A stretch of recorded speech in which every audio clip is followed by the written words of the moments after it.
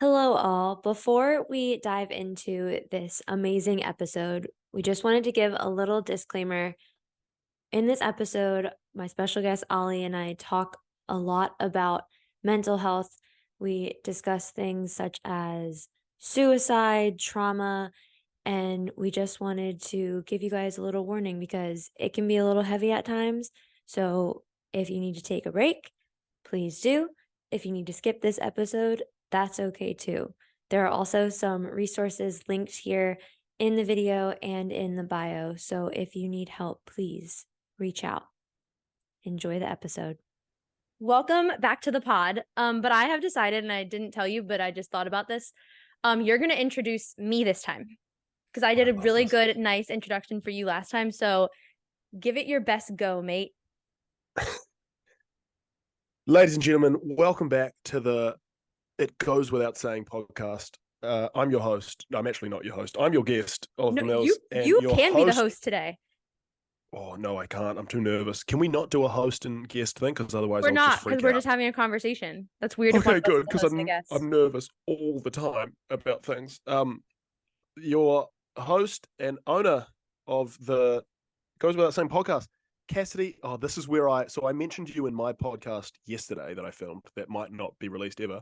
I'm honored. No, but you're not going to like this. Is it Colbert or Colbert? It's whatever you want to call me, but it's Colbert. Hard T. With a hard T. Okay. Cassidy Colbert, ladies and gentlemen. She is, I can list a whole bunch of, physiological, psychological, physical things about this woman. But when it comes down to it, she's just a good person. And we've talked for probably a total of like 5 hours now. I've felt safe, comfortable, listened to, heard, and honestly loved, which is the most important one for me when having these conversations, when talking to Cassidy, when around Cassidy. Every time I see your face, I relax, feel like you're a safe space as a person. You're a kind soul. I don't cry, but you're making me emotional. I don't cry, and we know you don't cry. But thank you. That's No, I'm honored and humbled to know you. I truly am. Literally, actually, I'm not kidding. The nicest thing that anyone has ever said about me. And I am honored that I get to speak with you because I feel all the same things speaking with you. We have created a safe space here, and I love it. Truly my pleasure. Love it. Well, I'm excited for us to chat again, mainly because we're just having a conversation and talking is my favorite thing to do. So it's wonderful. And we're going to talk about my favorite thing in the world today. That's probably actually maybe not a lie, but it's music. Music. Hell yeah. That's how I found you. And yeah. I get my music from my mum. And it's not like, not as well, it doesn't seem to be a generational thing. Like her parents didn't seem to have the same lust for music. Have you seen the movie August Rush? I fucking love August Rush. I was just talking about this movie with my friends the other day. It's so good. It's so good. I remember watching that as a kid, and Mum pointed to August Rush and says, like, that's you. And I felt that, and I watched it again a couple of weeks ago. And I really feel like that. And it's hard to explain to someone who isn't a muso or who doesn't love music intrinsically in their soul. Yep. But it's not an art form or anything like that. It's just like it seems to be a part of I don't even want to say who I am, but like what I am. To separate me from that would be to sever a massive part of my soul. Agreed. And I'm the person, like, I always have to have music playing. And if it's not actually playing out loud, it's playing in here. Like I have a constant, I don't know what that means about me, but a constant radio going on. I wake up singing a song, and then it will be the first song that I listen to every morning, but it's a different song every day. I go to sleep singing a song. Like sometimes I have to get out of bed because I cannot fall asleep because the song is so loud that I'm like, I gotta just sing it or dance or something and get it out. What have you been doing lately? It's normally Taylor Swift. I woke myself up the other day because I had mashed up Ivy and the Lakes Taylor Swift songs, and it was such a good mashup that I actually like got woken. Is that a word? We're gonna use I don't know, nor do I care. Like, I'm not going to correct your grammar because I don't know English either. Okay, well, I woke up and it was because it was so good, and I just was like, how do I make this? I don't know how to actually mash songs together, but Did I you wish mix I it? did. No, I don't know how. So if you would like to mix it for me, that would be great. I don't have DJ skills. That's So going to have to be your thing. What you're going to have to do now, and I'm sorry for placing this burden on you. You're going to have to figure out a way to mash those songs, and then have it in the intro. Oh, can you have copyrighted music in the intro? I don't know how that works, but beats you the should probably figure out a way how to do that, even if you have to put it on SoundCloud and then put it in the link for people to download. Fuck, I'll sing it in the car, Okay, um, if it works. amazing. Yeah, I'm if you gonna want to, just make a list. Now that we're talking about the car sing-alongs, I'm gonna make a list. Maybe it will be this podcast of songs that I'm gonna need you to sing in the car. done. Yeah, it's so easy. Like I can if I don't know them, I can just learn them. Yeah. I listen to it enough, and if it goes, it goes. But it's because I go. What I do is like the funniest comments on the videos are always like, "Where's he always driving to?" And I forget that like when I lived in Wellington, I didn't have a car because you don't need to drive anywhere. But here in Auckland, you need to drive everywhere. Yeah. Everything is a 20-minute drive away at least. And like, I mean, I used to catch the bus, but it takes No. too long. I mean, there's nothing wrong against the bus. I did like catching the bus, but that was too alone with my own thoughts. I quite liked the event or the stimulus of driving. I quite liked Nope. that. I felt like it was relaxing. I do feel like it's relaxing. But so because I drive everywhere. I drive to the gym. I drive into uni or into town to see anything or go to get food, and I just have my phone up and I just hit record. And but yeah, everyone's always like, "Where's he always driving to?" And I'm like, "I'm just doing my chores, man." Full concerts. No, where I grew up, you have to drive everywhere. So I always be blasting the music. I would get like texts from people like, I just saw you jamming out driving to town. I'm like, yep, that is what Hell my yeah, soul. I believe that cars were invented for concerts. you're And probably right. yeah, and I live in the city now and I don't have a car. I sold my car before I moved here. So I actually like Oh no. get upset because like I'm in an apartment complex. I can't scream the lyrics that I need to scream as loud as I would like to. So when I go home, I am so excited when I have to like drive to town to get Starbucks or something because Yeah. I have the queue set up before I'm even in the driver's seat and Yeah, yeah, yeah. performances. I'm looking forward to going home in 3 weeks because it'll be peak listening to All Too Well, the 10-minute version. And if I Hell take the yeah. long way home, it's 10 It's minutes. 10 I've minutes timed exactly. it perfectly. Hell fuck yeah. That's so sick. What you want to do is like for an event is like take a song like the 10-minute version of All Too Well or an album. I like albums. I think Hmm. I think albums are less and less uh endorsed, sorry, aren't endorsed as much as they should be, because like an album, if it's a good album, is a complete piece of work. Like the Yes. start and the ending have, and like it feels like a journey. They convey a message. It's a piece of someone's soul. It's like 2 years out of someone's life is usually how long it takes to make an album. Sometimes it's a lot longer. But what you want to do with like the 10-minute version of All Too Well is map out a route where the lyrics will hit at a Yes. certain spot, you know? Yep. And so like you want to be driving through like mountain ranges where there's no one around screaming. Maybe we got lost in translation. Maybe I Oh, asked for too much. Windows down, felt all it. of the speakers turn right the way up. You don't have to worry about who's fucking staring at me.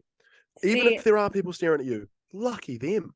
I People pay that's my thousands of dollars for concerts. that's my motto is like I whip into a neighborhood and the volume does not get turned down. If anything, Yeah. it gets turned up because there are no other cars around making more noise.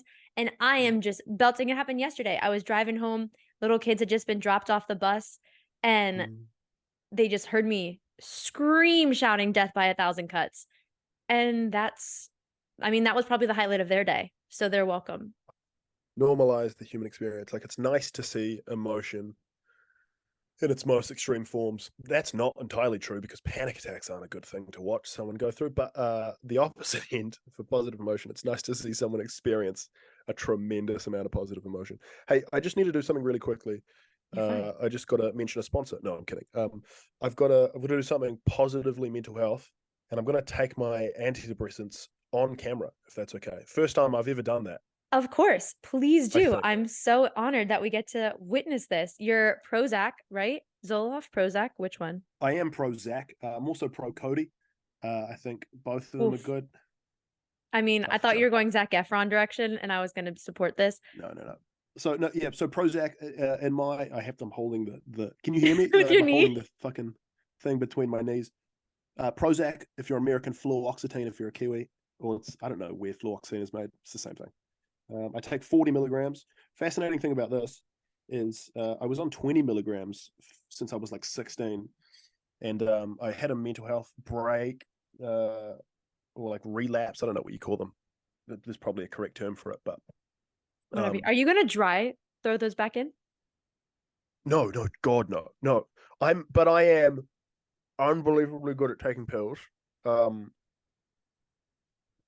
I have you when I beat. started being depressed, we had to. When I started being depressed, I oh God, we had to. Sorry, I'm playing around with the mic a bit. It sounds When we great. start when I there we go. When I started being depressed, I had to like crush up the pills Yep. and then put them in water, which added to the depression. I think that made me worse for a bit. But now I could probably take 10 vitamins, supplements at the same time and not struggle with it at all. But Not that it's a sorry, before competition, but I'm gonna make it a competition because this is one I have like very few things that I can beat people at now. And at one point, the most pills I was taking a day was 64 a day. And that can't be good. I would throw back like 20 at one time, like one swallow, whoop, done. Cassidy. And like Oh my I lord, miss. like think but like but then I get into phases sometimes where my body literally like I've had multiple times through the last decade or so, which also it still feels weird for me to say decade, but it is true that I You've like my been dealing body with it would for a reject it. decade. What? You've been dealing with it for a decade. 11 years. Congratulations. Thank you so much. Longest relationship I'll probably ever have. But You don't even break up with this one, sadly. You'd like no, it'd I be know nice it. to, It would be but you nice to. take I've them tried. till death do us part, right? And then even not even then. I had Imagine this imagine if you conversation. died and the soul like continues and you get to heaven or wherever you believe or you go meet whatever maker you believe in or don't believe in and you're still depressed. Imagine that. Imagine being in heaven and being like, I'm still sad. And it's like this is the most glorious place on earth. And you'd be like, What the surely fuck, I man? would I would be rid of my transgressions and problems here. And they're like, no, you keep all that stuff. My friends asked the other day, would you rather live like have to go back and relive the last 10 years, or would you rather wake up tomorrow 10 years in the future? And every single one of them Mm, said they would rather relive the last 10 years because like they know what happened, they've got to where they are, blah yeah, blah for sure. blah, and like they don't want to wake up in 10 years and have forgotten anything. And I was instantly wake me up in 10 years. I was like, I Yeah. just did the last 10 years, whatever, I'm where I am, I'm happy to be here, I don't need to live through any of that again, I'm fine, that's great. It's a weird thing to just survive a time. Like I've said for a while that like if I had to do it again, I probably wouldn't make it. Like Yeah. I think I probably wouldn't make it.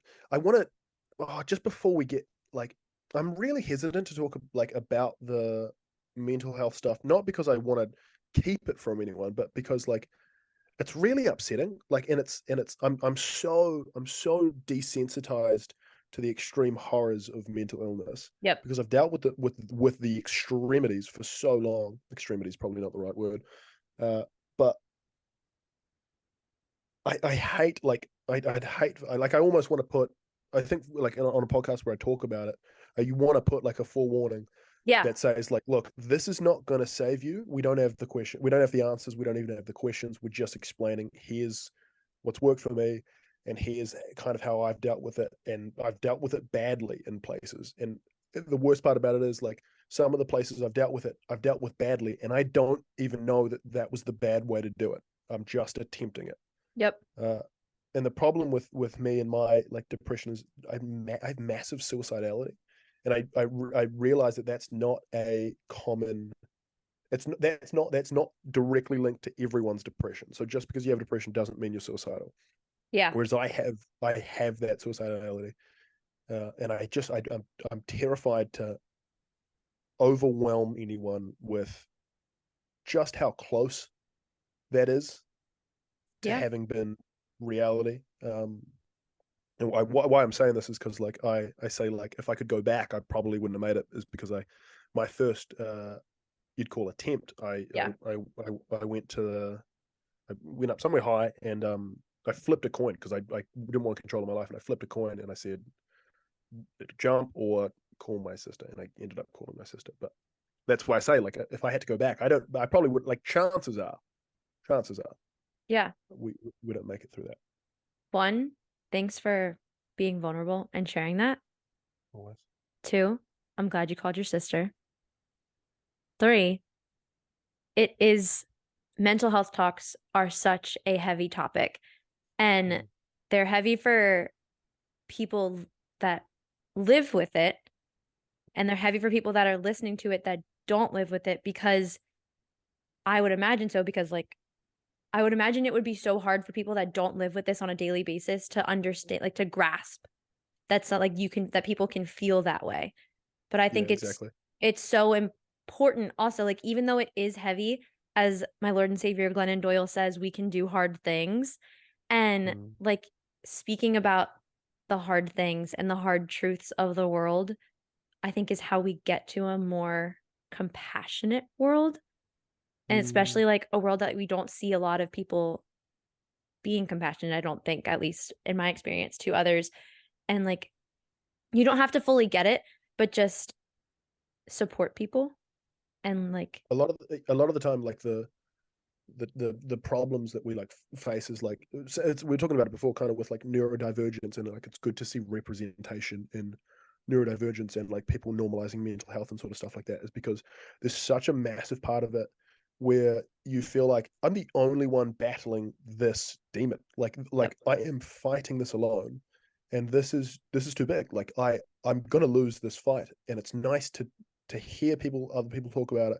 It's nice to talk to people about it. That's my biggest one. It's like I like talking to people about it, yeah, because a lot of the time, like the thoughts in my head and the experiences I've had, I want to tell someone, but I worry I'd tell them and they'd be like terrified, yep, because it sounds like a nightmare, a literal nightmare. And that's the craziest one I have, is that like I have memories that are more akin to nightmare landscapes than they are actual events that have happened in my life. But they are actual events that happen in my life. And so when I yep, go back to them, it feels like a bad nightmare. Like that just feels like existing in pure white terror. And then I remember, like, holy shit, my body, my mind experienced that. yeah. Where the fuck do we go from there? Like, But I don't think you get over some of those things. you don't. And as you're saying that, I can like feel like my cheeks are getting hot and like I'm getting hot because as you said that, like my worst nightmare experience, which is like what it's real life, like it actually happened to me, Mm. was I was on family vacation and I was this Mm. was during the bout when I would get paralyzed. So like I would not be able to move. Like sometimes I couldn't speak and I we like had been out on the boat and we came inside and I like wasn't feeling well. And I was lucky because I could sometimes tell like when it was coming on. Like I could feel like I was going to get paralyzed. And so I just like went and laid down. I didn't want to bother anybody because I have a deep feeling like a burden complex from being sick for so long and everything for my family. And so I just like went and laid down. My room was in the basement and I got paralyzed, fully paralyzed, unable to speak. And no one like came to like, and there was a way for me to get unparalyzed was like someone had to stab me in the foot with an acupuncture needle. It was a whole thing. And I was like, well, I'll just wait it out. Well, I was waiting it out for a while and no one was coming to get me. And then I just was sitting with my own thoughts for and like the own deep dark thoughts for so long Yeah, with yeah. just like they're not coming to get me. They would be fine without me.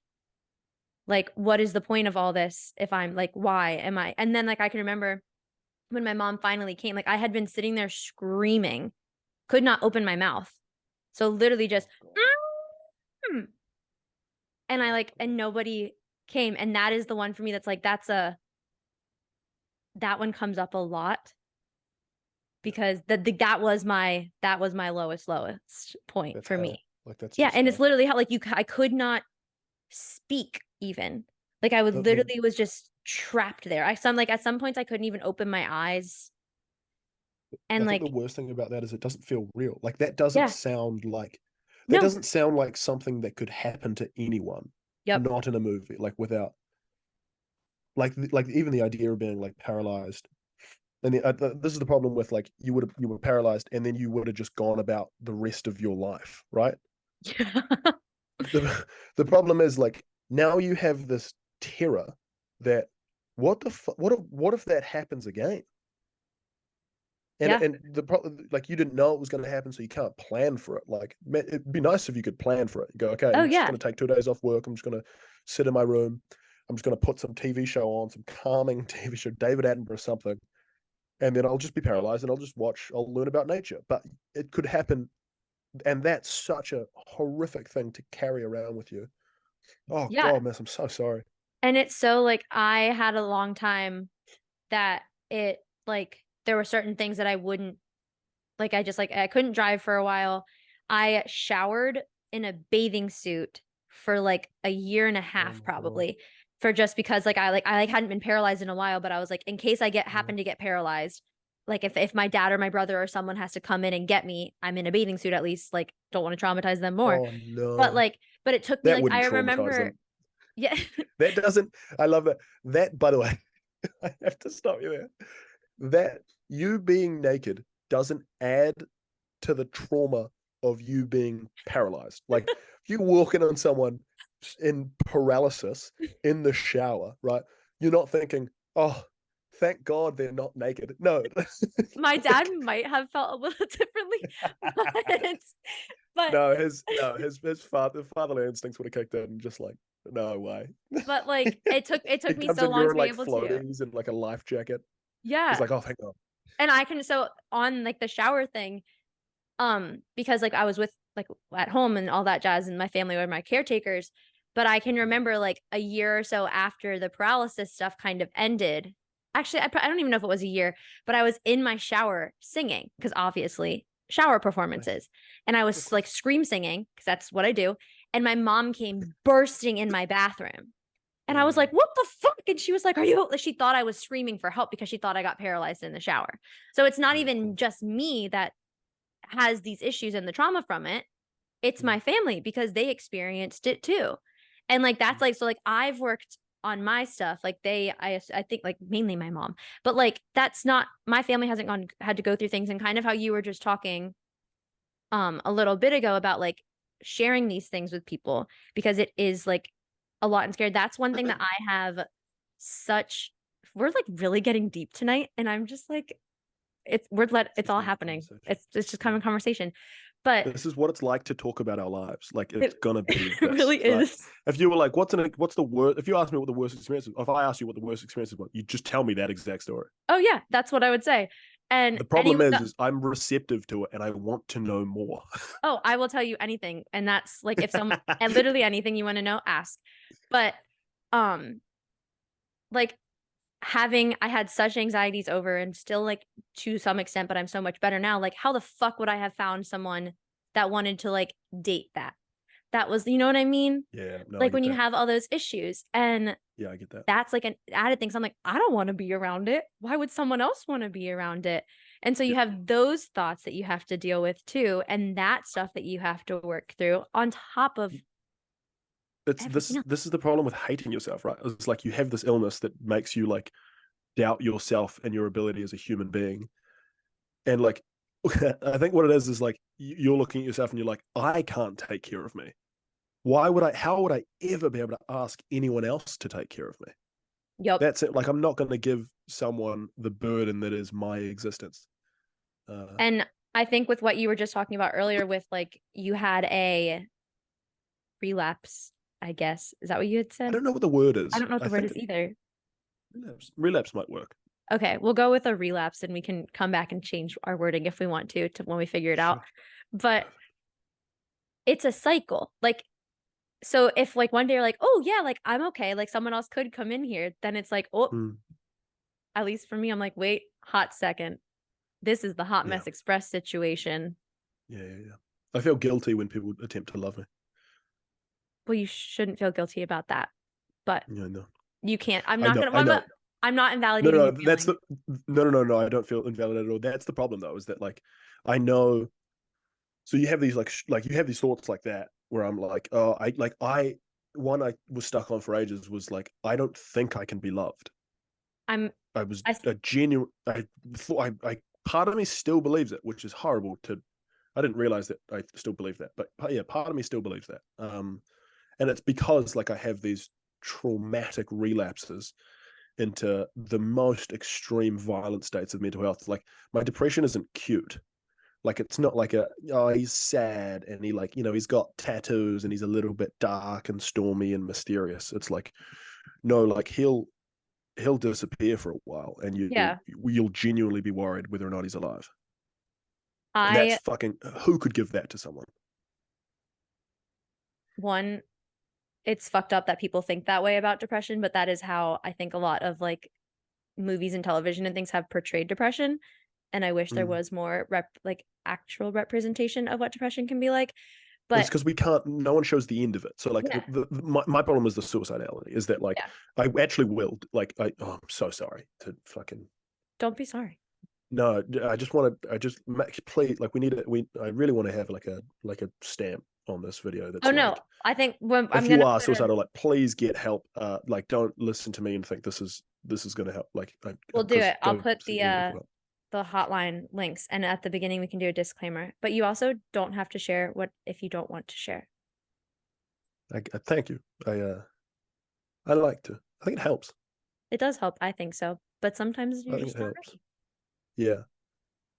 No, I think I'm good. I've had a rough Okay. couple of days. I've been a bit low recently, the last few days. Just dealing with memories, you know how it is. But yeah, the thing that terrifies me is the suicidality, and Yeah. that's what's not portrayed in media really at all. And when it is, it's like I mean, like the one thing that sticks out to me is Dead Poet Society. I Yeah. think they did it really well. I think they did. There's a suicide in that, and I think they did that really well because it's like the movie more or less ends there, and then it's just hopelessness and devastation afterwards. But no piece of media goes through with that. Like they always have them Yeah. getting better, and I think that minimizes the experience of families, communities that have dealt with suicide. Because like, the worst part about suicide is it doesn't kill you; it kills everyone around you. Like Yeah. that will kill the suicide will kill a community. Yeah. It's not just you. Like that will. I've never seen or met anyone that is as what they would describe as properly recovered from a suicide of someone near them. And we shy away from talking about it, but it's very real and it's very horrible, and we need to fucking help these people. And I maybe think listening just helps them. I was gonna say, Maybe. I think what you're doing right now, talking about it, does help people. Like it's I fucking hope because so. it's not talked about. And I also think like at least for me, yes, social media and stuff is bad, but one thing that I really do love with TikTok is that TikTok has made me realize that so many of the thoughts and the things that I think, it's not just me. Mm. And I think that TikTok's really raw. Like it encourages you to yeah, just pick up the phone and like, here's a random thought I had on a Tuesday at 2 p.m. Fuck yeah, yeah, I love that. I want to yes, know what that thought is. yeah, It doesn't it need to be perfectly curated and edited. I like that. It's like, oh, I've fucking thought that as well, and like it doesn't matter that I thought that, and it's like it doesn't matter at all. It's a tiny, minute detail, but we love that. yeah, and I do, and I think it's so like I think in this society, it's so easy to feel alone. Mm, And I think when you find other people that even just like share one thing and you're like, wait, I actually understand that. Like I can relate to that. Or helping, sometimes I can't put it into words and then someone else will do it for me. And I'm like, yep, that's mm, exactly how yeah, it feels. And I just absolutely. like finding the things to relate to sometimes to just know, hey, you're not actually alone. Oh, that's been the biggest thing. I posted a video recently uh, where we talked about where I said like I'm so grateful. I spent all day crying about like just being overwhelmed with gratitude, and that's a weird thing to like cry about, but like the overwhelming uh word comes before the gratitude because it is Yeah. like, it really is. I'm Yeah. just so like floored by FLOORED, by the positive, overwhelming positive response to how lovely people are. Like i spend I spend probably an hour, 2 hours, who knows how many hours a day, just scrolling through the messages and the DMs. And like, I can't reply to all of them because it takes a lot of Yeah. mental energy to, because it's fucking fun and people are so lovely. Uh, but the comment that I get the most is people saying like you're not alone, and Yeah. I'm just so fucking proud of the community for saying that, because it's like you just feel seen when someone's like, "Hey, you're not alone." Oh, thanks, thank God, because if I was alone, I couldn't deal with this. Yeah. I actually couldn't. Like, I would not be able to do this by myself. And so people just been like, "Hey, I'm behind you at least. Thank you, random person from TikTok. It Yeah. actually helps. Like It your comment actually has made my day easier." yeah. I think I would not have been here if I hadn't have found my Lyme friends that I still call them my Lyme friends, but like they are some of my best I love friends that. when I was Yeah, 14. Like we've been friends now for over a decade. Became friends because of it was Twitter at the time, but like that I would not be here without them, which I have people that can actually relate because yeah, people can say like they get it and things, but you don't we always say in my family like you don't get it until you get it. mm, And having people that actually do get it there too to support you mm, isn't like having people you can have these open conversations with and actually know, oh, they're not just saying, yeah, I get it. They actually truly do understand the pain that you are going through. yeah. Mind boggling. It's nice just to be listened to. Holy shit. We had this Wow. thing. I've done this thing in my last few relationships where, like, if I, because sometimes I just want to complain, Yeah. and so like if I come to you and complain, what we used to do was like, okay, do you want solutions or do you want to be listened to? Because Yep. sometimes, like, if you get him at my best friend's a motherfucker for this. He's the biggest. Guys are very solutions heavy, it seems, and so you'll be like this annoying thing happened to me, and they'll be like, well, do this next time, or like you could have done this, or here was a different attitude, and I get so frustrated because it's like, fuck off. Like I don't. This is such a minor problem. It doesn't need to be fixed. But all I want to do is go about it, and then I'm done. Like, and then I'm fixed. Like it won't. It's not a big issue. It's Yeah. like I don't need a solution. I know that would probably make it better, but I just want to go about it for a little bit and just My friends listen and I to do me. that.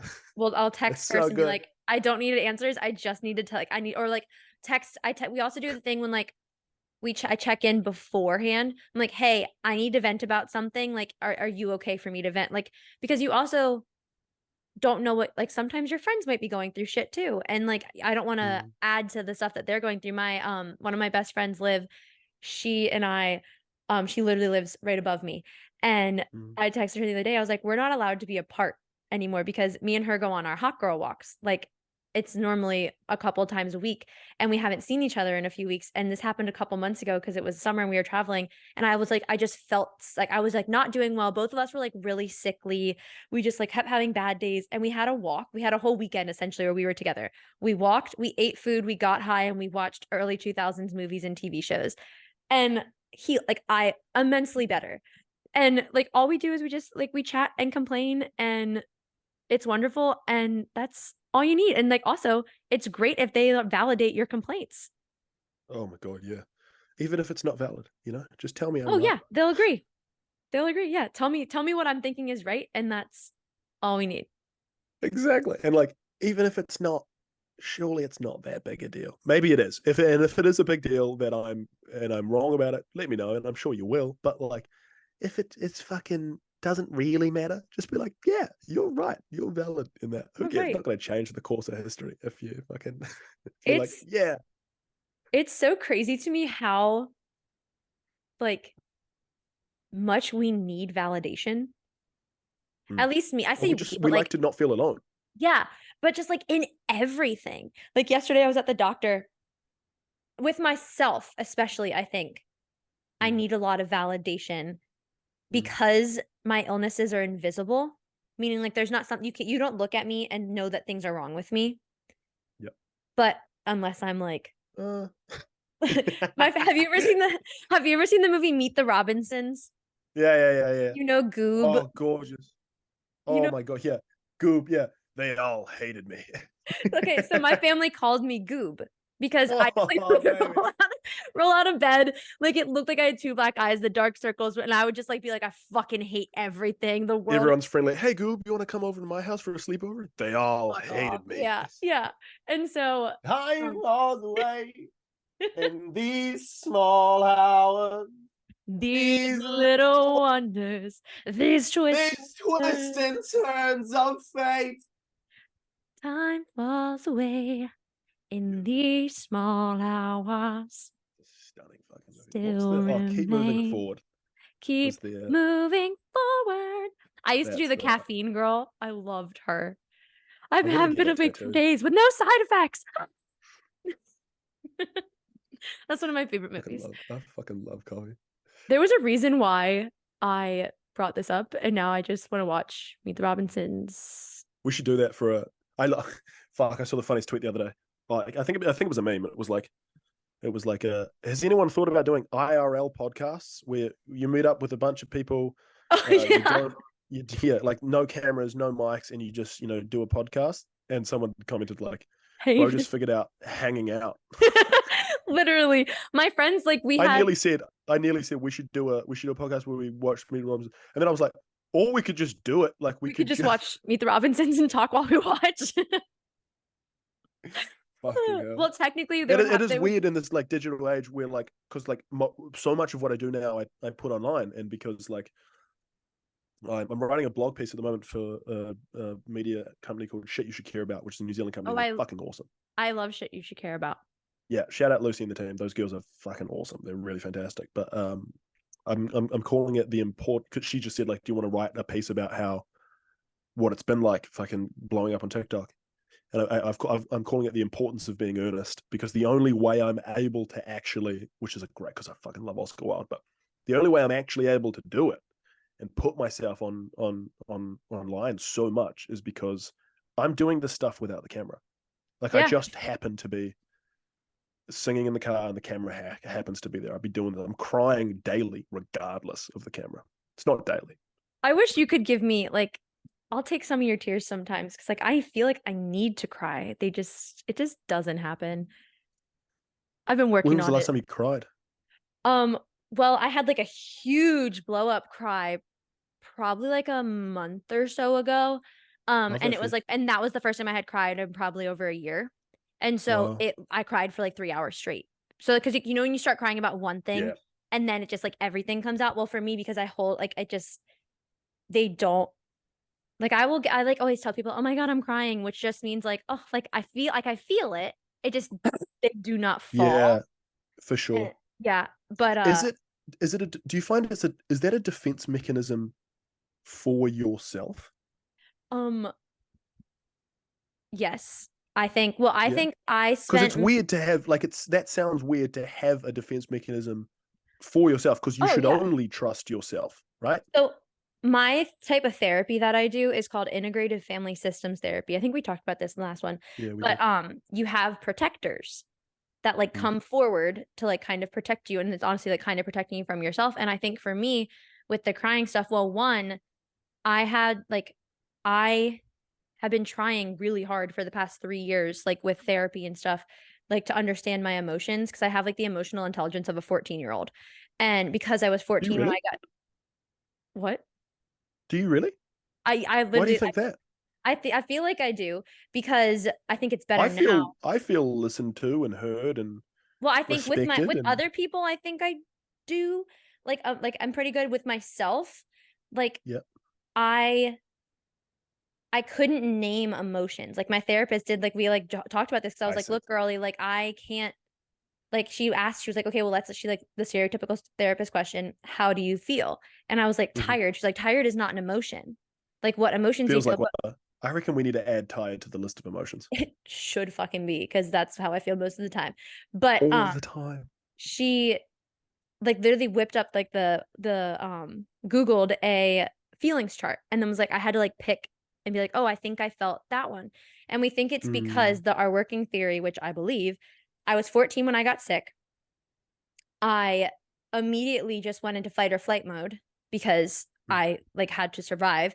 And so when people ask how you're feeling, I just would say I'm fine because I like it's like nobody really wants to sit here and hear everything on my body hurts. I don't want to be alive anymore. I don't want to like Yeah, you're go so about right. my day. So you just say I'm fine. And You're that's so right. been a decade of saying I'm fine. And then I got put on birth control because I started had the main reason why I got put on birth control. Yes, I had awful periods, but also because I had emotional outbursts. So it was kind of like I had Tourette's. We called it the lime green monster. And I would literally Great just name. be sitting there and be like, "You fucking bitch." They were normally targeted at my sister. One time What is? Oh, I threw a pen one time at my ex-boyfriend. Um, which was one of the fucking funniest moments ever because we both just like I like threw this pen at him. We were like making we both started like laughing. I'm like, why? Or like but it was like random bursts.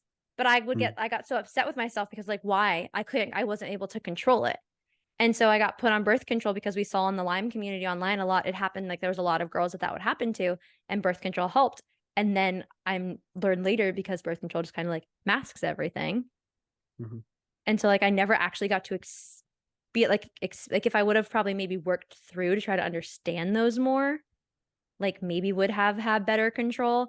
And so now and then I also most of my youth, even though I am still young, um, I would cry like a lot of my main time being sick with Lyme, like high school, would cry a lot from frustration and the Mm, like literally every ride home from the doctor would just be sobbing because yeah. like they didn't have an answer for me. I was still having to take more medicines, like those kinds of things. And so at this point, I think my body's just like, nope, we're cried out. Like you spent years pretty much. I was never crying because of like, I feel like, I guess it all probably was sadness, but just like such deep grief sadness for my life. There's got to be a therapy for this. I'm actually going to start doing EDMR soon, which is like What's that? it's like a trauma therapy Cool. situation because I had this, yeah, because like last week I was talking to my therapist. I was like, I have a lot of shit, like in the anxiety I've been having. It's weird that you said you've been having like a bad few days because I've been having like a bad couple of weeks and Mm, with like a lot of anxiety and it just mm, like sits. And I also get like tightness in my chest and like it feels like yep. I can't breathe sometimes and it just sits there. And Yep. it's emotion that's literally just sitting in my chest. And like What emotion? it's a different one sometimes. Like I like can't get Could them. it be happiness? No, it's never No, it's it's always never negative happiness. emotions. It's always a negative emotion. Yeah. Um and I think a lot of times I said this the other day to my therapist too. I was like, I lie to myself a lot, I think. Like with like I've I got a weird to question about the emotion. Is the emotion when it sits in your chest and you feel like it's like there, is it tied to a memory or is it just the emotion? so it depends. So I actually have there's a whatchamacallit, a meditation that I like, a guided meditation that I'll do. I Yep. found it a couple That's years where I ago. was going. Yeah, I found it a couple years ago when I was having a lot of emotional stuff. Like during COVID, I had a lot of emotional issues and stuff.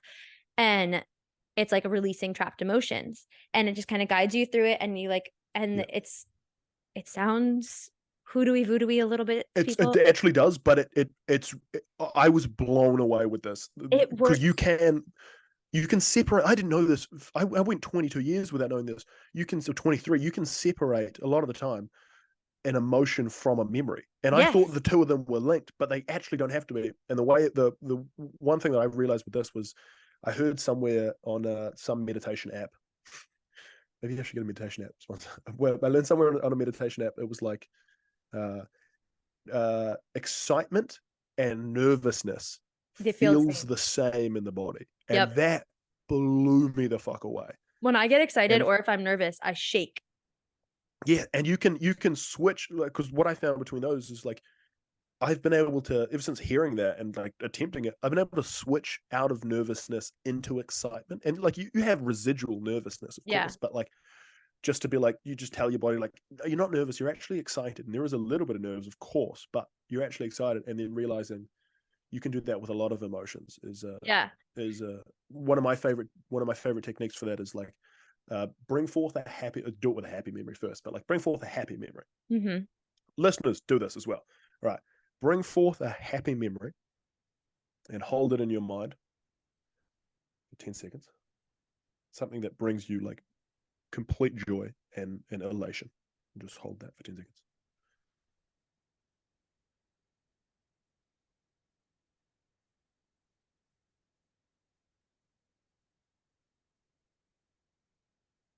And now feel the emotion that's associated with that memory. And hold on to that emotion that you feel when you think about that memory. And then just disperse the memory and hold on to that emotion.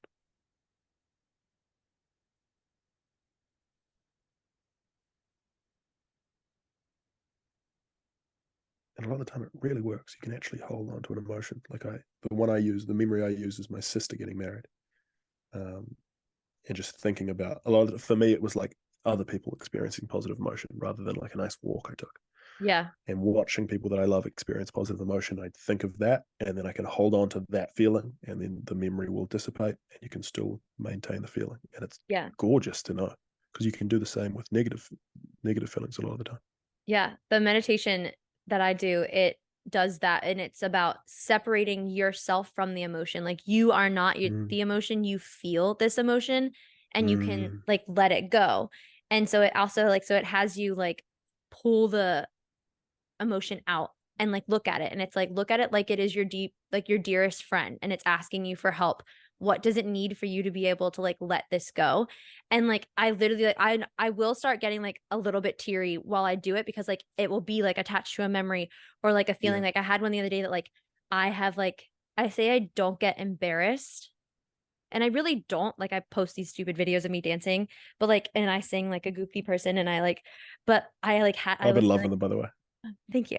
My sister told me that she hates them because they embarrass her, and I said, I don't care. I'm not embarrassed. But She'll learn to love that. Like oh, I have that's a videos of her cool that I will post. that's a cool thing that her sister does. I really believe that. Like no one's looking at her and be like, "Yo, your sister's embarrassing." No, they're like, "Your sister's pretty cool, dude." Like she fucking posting videos of her like jamming out on TikTok. That's Oh, gangster. it's Love that. like you said, I just do it anyway. So why not just share it and be Hell silly and yeah. goofy with people? But Hell yeah. I like the feeling that came. I had been feeling it in my chest, and I was like, God, I just like I couldn't sleep. I was like, I need to get it out, and it was like embarrassment, because I've also talked to this my therapist today. Have you heard of ants in therapy? I was more of a Bug's Life guy, but Automatic negative thoughts. it's I've just been isn't that just what everyone experiences? apparently not, which was but I've been having a lot of this. So I was like, oh my God, like I would say something and automatically like, oh my God, why did I say that? Like that's so stupid of me. Why would I do Yeah. that? They probably think like those kinds of thoughts. And I had been having a lot of them, and they were just consuming me, and it was all just like sitting right here. And so I did that, but the happy memory that I use, because then you also like think of the happy memory and envelop the negative emotion with that positive emotion and be like, it's okay. And then you set it free. Mm, It's like, I'll send you the link for the meditation because I please do. fucking That's love it. gorgeous. I've done it Yeah. so many times in the last couple of weeks and it's like helped me so much. Mm. And I just think of my niece. It's not one particular memory, but my niece and nephew, because they are like the loves of my life and my pride Mm. and joy. And so just like it's just them smiling, being silly, snuggling, any of those, and they all just make me just that's my happy time is when I'm with them. So those are the ones I think of. Really helps, eh? God, imagine being able to experience positive emotion. What a blessing that would be. What would that be? I journal every night, and I like have been writing like I'm actually happy with my life, which is Weird. weird. Like it feels uncomfortable to say. And I Yeah. feel like if I say it, something bad is gonna happen. But like for the most part, Mm. like I Yeah. fucking love my life right now where I am. Like I'm like And be comfortable with that. Like you just yeah, have to come to terms with that. The same way that you come to terms with when it's horrific. yeah, Like I find it so much easier to be like life is existence is pain, and it hurts all the time. And then like I'll have a period where I'm like truly happy, and I'll feel guilty yep, in some weird way. And I'm sure I'm sure you know this. Like there is, and we have to be careful with this with mental illness or people that suffer with mental illness, but there is like a comfort found in sadness.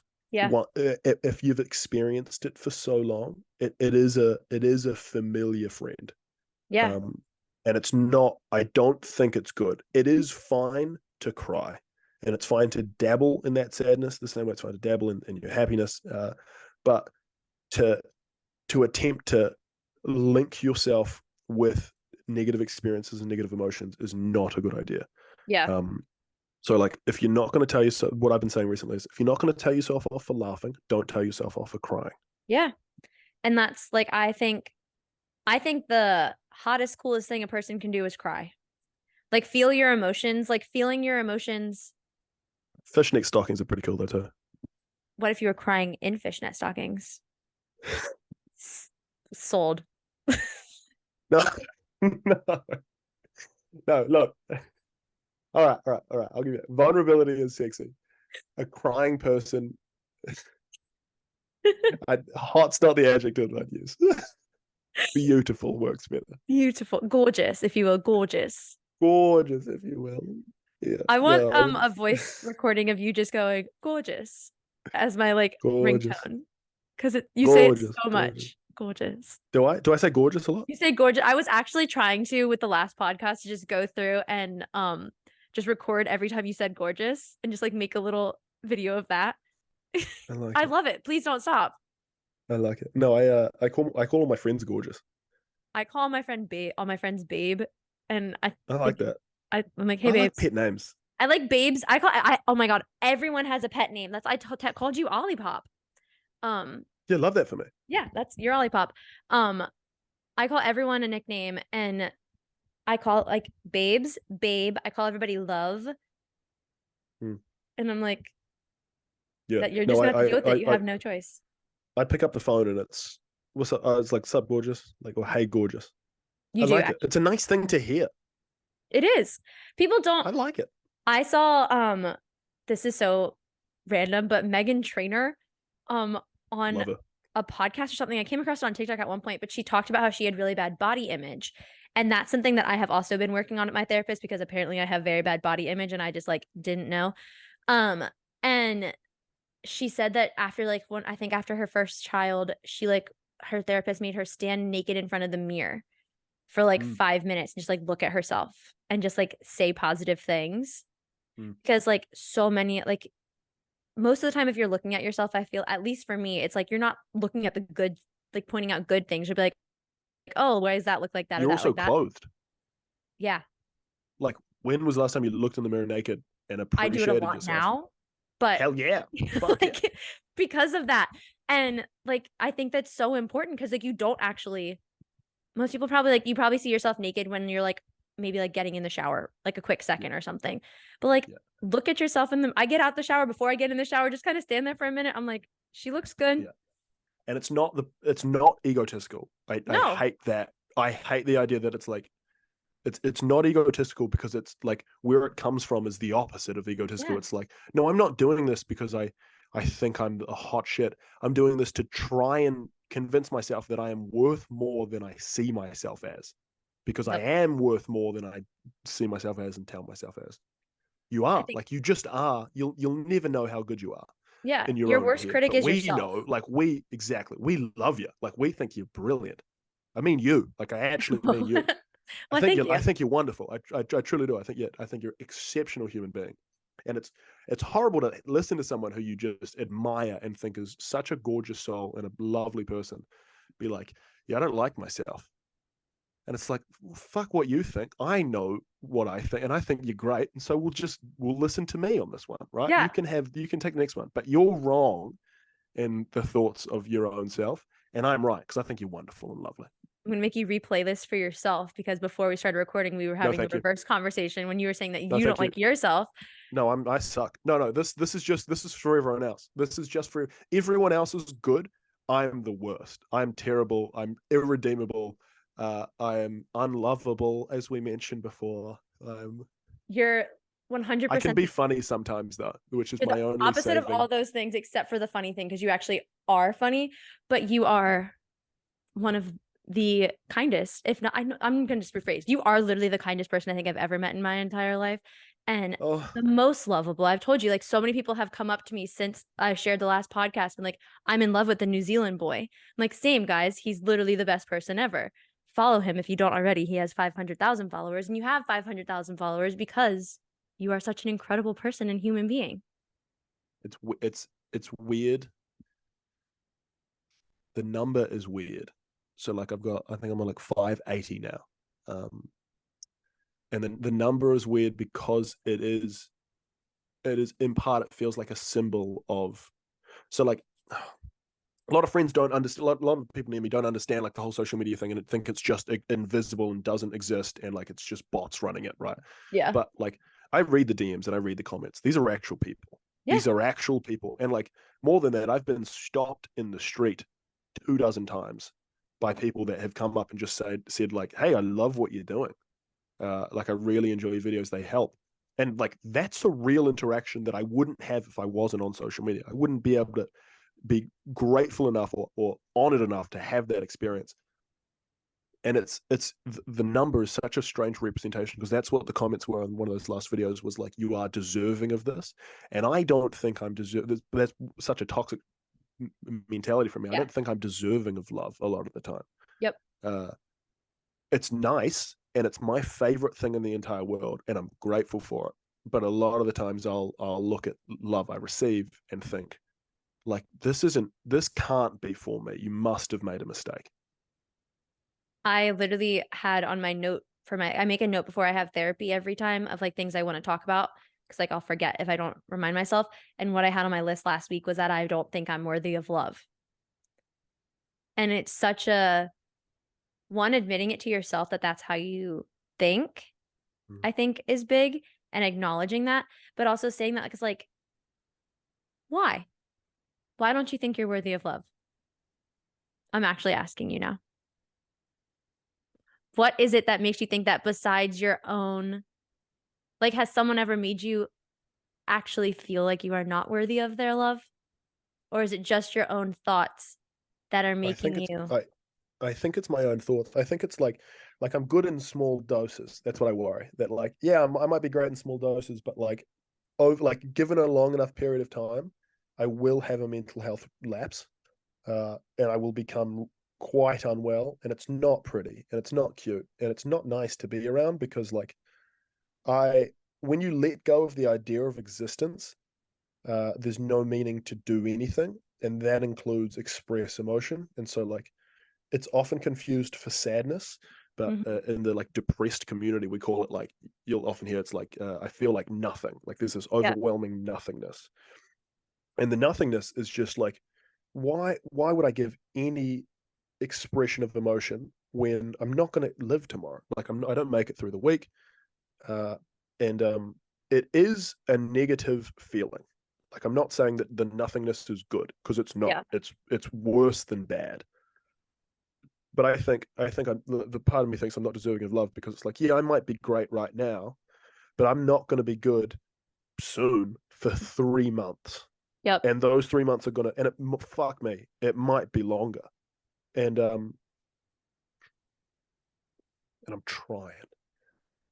Good fucking god, I'm trying, and I've said this in a video, I think, but like some days, honestly, some days I can just barely get out of bed. Some Yep. days I can't even fucking do that. Some days I won't brush my teeth. Some days I won't eat because I care about myself so little in those times, and that's frustrating. Like I don't want to undervalue the person who's having to deal with that experience. That's really frustrating when you love and care for a person and they don't love and care for themselves because part of helping them requires them to at least give some shit about themselves. And when Yeah. I get into these severely suicidal states, I don't, and I have to be. It happened at the start of this year. I had to. I was literally incapable of looking after myself. I had to fly down and stay with some friends in Wellington, uh, because it was I couldn't be trusted to all of the flat was going away for like a weekend. It was literally 2 days, and we as a collective community of people around me decided that like I don't think he can be alone for 2 days, and I thought the same. And it was just I was like, who cares? But it was because like I actually don't think I survived 2 days by myself. I'm not sure I survived the next. I'm barely surviving the next hour. Yeah. Uh, and that's I think that's where I think I'm undeserving of love. Is I think that's where it comes from. Is that like it's not good. It's the, yeah, I understand what you are saying, but those people that your collective community that you then went and stayed with friends, those people already do love you. So you already have their love. I know, but I'm I I think I can give love unconditionally. I like to think I can, and that's going to look differently for different things. Mm-hmm. Um, but I don't think I'm deserving of unconditional love. Yeah. I'm not sure. I hope I am, and at times I feel I am. Yeah. But like I said, I'm a little bit unwell at the moment. Nothing overly severe. Like I am okay at the moment. I Yeah. am safe at the moment. I should have said that earlier. Um, but yeah, no, just upsetting emotions and upsetting feelings running rampant. You are human and it's okay to have a bad spell. And Thank God. I really like that you are human thing and you're just trying. Like you are. And it's you my are favorite Taylor deserving. Swift lyric is this is me trying. This is me trying. I'm just that. I'm so enthralled by that lyric because That's what this like yeah, podcast is called. Done. This is me trying. this is me trying. I really like that. It My really so my podcast is I'm gonna call it an attempt. I think I told you this, an attempt at existence. No, I didn't know that. I love that. I love that saying that you said. Yeah, that's perfect. Because it Yeah. is. I've We're been all really just liking it. there's no one has the answers. We're all just really trying. And that's the best you've got. And I'm bringing it back because I need to touch on it again. You are worthy of unconditional love. Love you. And because I have had this same conversation multiple times with different therapists and friends and people because I also feel the same. So I'm saying this for both of us and I'm like trying to make myself believe it too. But like there are some people who are not going to be able to handle it and that's not their fault. That's not your fault. That's not my fault. That's like it's just some people can't they for whatever That's reason. just how yeah, Yeah, that's just how I it works. thank you for saying that. I like But that. there are Is some people people you can't expect everyone to handle it. yeah, And that's fine. Like you that's actually fine. like the person looking after you, that's like it is a consensual relationship. They have to decide that they will look after you. Yep. Uh, and you can't force them to. You can't be upset if they say I actually can't do this. I'm so sorry. Yeah.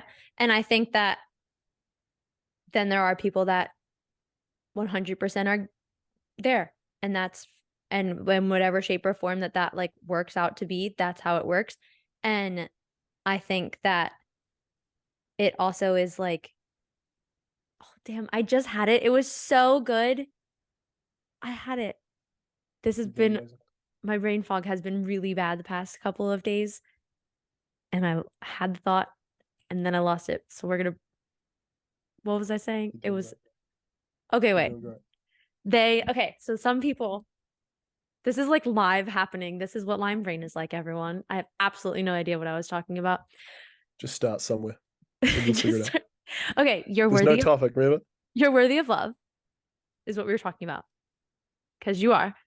And they're the right people will come along and then they will be there and you just like you work out the different ways that you need. Like I'm such a believer in communication. I did a communication like I am a communications major and was and do communications for my job, but like figuring out being able to actually express what you need and what they need is so important and acknowledging, hey, this is going to be fucking hard at times, but like I love you. And so let's figure it out in a way. There are people that will do that, which is like hard for me to think. But I also think for me, I go into it being like, they're gonna walk away when things like, I like, from, I will be like, okay, um, I remember at one point I had like, I was like talking to this guy and do you in New Zealand have the talking stage part of relationships? Or do I need to explain what the talking stage is? No, I think I know what you're talking about, but Okay. the fact that you've called it out makes me uncertain. I was in the talking stage with the boy and we were not officially dating, but like we were dating. It's so stupid. And I had like so much I know what you mean. anxiety over the I had so much anxiety over like having to tell him about like the paralysis stuff because like hey, this Mm. was like during a time when like hey, like that could happen. It wasn't that long ago that like it had been happening to me. And for me to be able to say like hey, like this could happen cuz I was like, "Oh, the second I say that, he's going to dip." And Yeah. it's cuz I just had like such low faith, I guess, in people. But and like myself, like well, because once again, I don't want to be stuck with me. Like this is scary. I don't like to be here all the time. Why would someone else want to be here? But I had that conversation and it was the complete opposite. Oh Like my God. I've asking really, more a lot of the questions. times, people are going to be lovely if you let them be. People Yeah. are amazing. They Yeah. are, I mean, thank you, Fleabag. People are all we've got. I still have to watch it. It's really, But that's it's, yeah. it's really, really good. People are all we got. Is that what you said? People Like, are all we got. yeah, yeah, it's a quote from Fleabag. But People are amazing if you let them be. Like, if you allow them to be, they will show themselves to be gorgeous. yeah, you just have to and you also have to find the right people. But Mm. they will. And but you also have to believe that you are gorgeous and that you deserve it all. We're getting there. We're getting there. We're working on it. Always. This is just an attempt at existence. We're just trying. This is it me trying. this is me trying. Should we play it? I don't know if we're allowed to play. Like, I don't I know what don't the know deal is either. with. Like, I don't think you're allowed to. I don't I think don't you know are what the deal either. is with copyrighted music and stuff. I think it's But a the people that know it. Like, if you know the song, listen to it now and take a break from the podcast and just fucking listen to yeah. This is our intermission. Doo it. doo doo. And we're back. We're back. Welcome back to the It Goes Sorry, Without let me just vape off camera for a second. Saying. Don't vape. It's not good for you. It's Not stupid good and for your it's lungs. not sexy. I wish it was. I probably smoke cigarettes, but they're too expensive. Cigarettes are much sexier, but they Is it smell a terrible. nicotine vape? As opposed to what?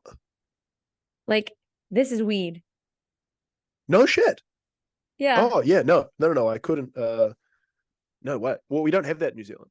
Um, we don't have like I couldn't buy a weed vape in New Zealand. I wouldn't know how. Uh, Interesting. so no, it's just nicotine. I like it's. I think it's part of the like fidgeting response. You know, like it's just nice to fucking. I nearly said suck on something, which it is. That too. But no, I like it. I think I could try and tell myself that it calms me down. I don't know if it does, but it's a thing right now, and it's not harming anyone too terribly. I know it's probably harming myself. It's not good for me, but like honestly, fuck yourself if you have a problem with it. Like I'm sure we all do things that aren't good for ourselves. That's maybe the least of my worries at the moment. I mean, you're getting through another day. We'll find you Oh my god, yeah, something else whatever that like gets me maybe through the won't day. kill you at some point. But for right Something now, what? Sorry. I said we'll find you something at some point that maybe won't kill you down the line. But Yeah. Well, yeah. we can work on The it. problem is I for so long I thought that I mean I the suicidality means that like I'll kill me down the line if left to my own Yep. devices. I have similar with I know that I'm gonna get sick. Like I am fully convinced that I'm gonna have cancer at some point or another, Probably. and that or like just like I'm gonna have Parkinson's or like all of the things because I just like it's me and that's just like what's Yeah. gonna happen. And I've just Yeah, convinced if it's myself. bad, I'll get it. Right. Yeah. Because I deserve it if it's bad. Yep. No, What is we've can't gone be to the doing that. I feel like this is dark. This is like the darkest thing I think that we've talked about. We've talked about dark things, but like, yeah, that's pretty fucked up. It's a it's nice to fucking sit down with someone, talk about things that I experience, fucking whatever they are, because we talk about happy stuff and good memories, but it's nice to fucking feel normal to just sit down and talk about here's some bad thoughts that I have and not be judged horrifically. And like we said before, not be offered solutions, just want to be heard. And because it's cathartic to just speak it out loud. It And truly is. I just want to say thank you for existing. Thanks for fucking reaching out to me. Thanks for talking to me. Thanks for being so lovely when we talk. Thanks for smiling when I speak. Means the world. It honestly does. When you're like giving your soul to someone and they respond with their facial expressions like I'm not doing a bad thing. Because too often I think I am doing a bad thing. And so fuck, I love you dearly. I honestly do. I Thank honestly do. It's weird to like say, oh, there's not enough words in the English language for love. Like I hate that there's only one word for love because there's so many different types of love, and it has to be a certain type of love because like we've never met, but we've spoken for 5 hours. But I do feel like a deep love for you, uh, and I cannot say thank you enough. One of my biggest worries is that like I can't express gratitude as well as I'd like, or as I can't express it as deeply as I feel it, Yeah, and I just want to. I think that's why I want everyone to be a bit happier, just because you deserve it. Um, yeah, I was thinking about it before when we had that little break. I was like, fuck, I'm just grateful for you. I'm grateful for you. Thank you for answering my DM because Yeah. I had been like I was like, God, I fuck like before we even spoke, I was like, I love this guy. You're just so I don't have like you're just you. You're just so authentically Oh, yourself. it's weird, man. And it's just It's like a it's so wonderful strange. thing, so rare to see. And you're just literally this the whole podcast is literally just us professing our love for each other, but that's what this is because right back at you that I also love you. So like you're just don't change, please. It's weird to be so like I know that so, like a social media presence is so strange. I'm not. Maybe I was lucky enough where like I didn't have social media for like 6 years. So like I deleted it at like 16 or 17 because it wasn't good for me at the time because I wasn't doing well, and Yeah. I think it wasn't helping. And when I re-downloaded it to post these videos in the car, like I didn't have. I feel like people have been so. It's what you were saying about TikTok before. I like TikTok because it's more personal, like, and it seems more random and more like more life. Whereas Instagram was the big one when we were growing up, that I deleted first because it felt like like I was posting photos of me on Instagram that were like fun and happy and like me smiling and like hanging out with friends and stuff, and like at the same time I was in a mental hospital, Yep. and it was so. I remember posting one of like me and a friend on a. I was when I was first allowed out of the mental hospital. Uh, I was 16, I think, and it was the first time I was allowed out, and I was, I'd been put in there because of fucking, I had a suicide attempt, and they put me in. It was a whole fucking horrible story, but we were allowed out, and we went around and we walked and we played Pokemon Go. Uh, Oh my gosh, Pokemon Go days. Wow. yeah. But I remember I posted a photo of us like on Instagram. We went into some photo booth and I posted a photo of us on Instagram, and I remember posting it because I thought I looked good. Like I was like, this is a semi-attractive photo of me. I like how I look in here. But it was weird posting it from a mental hospital and pretending like everything was okay when it wasn't. Yeah. Uh, and that's what I've been really liking about this social media thing at the moment is because I don't feel like I need to hyper exaggerate my life or pretend like I'm doing any better than I am. Uh, which is going to be the case on Instagram. I think Instagram favors that. Yeah. Whereas TikTok I quite like because like videos of me crying is real. Like Yeah. it's not like I'm not going out and thinking like, okay, I need to get another crying video. Like the playlist will play, and sometimes I won't cry, but sometimes I will, and the reception's been amazing for that. It's funny because like if you sit down and talk to someone, if I sit down and talk to someone, I feel loved. So like I feel like the conversation's going well, and I feel like this person's accepting me for who I am, and it's nice. But then it's a bit different online because there's so many people that I can't see that I'm not talking to, but I'm still talking, and I have this weird. disassociation with like I worry that like so if we're talking right now and I give my soul to you and tell you things about thoughts and feelings, I know I'm doing okay because you're smiling and you're nodding and you're receiving it, right? But Yeah. it's a weird thing where like fuck that video. I made a video of like I was crying and and got like it's got like 400,000 views and like over 1,000 comments, and it's so weird because it's so I'm still learning what vulnerability is, I think, and it's just willingness to show yourself like here, Yeah. and it's been really cathartic because people have been so lovely. I think it's also showing yourself when you also sometimes don't even want to see yourself. Yeah, Like I posted the other day a video. I had like a really rough day and I couldn't keep my eyes open.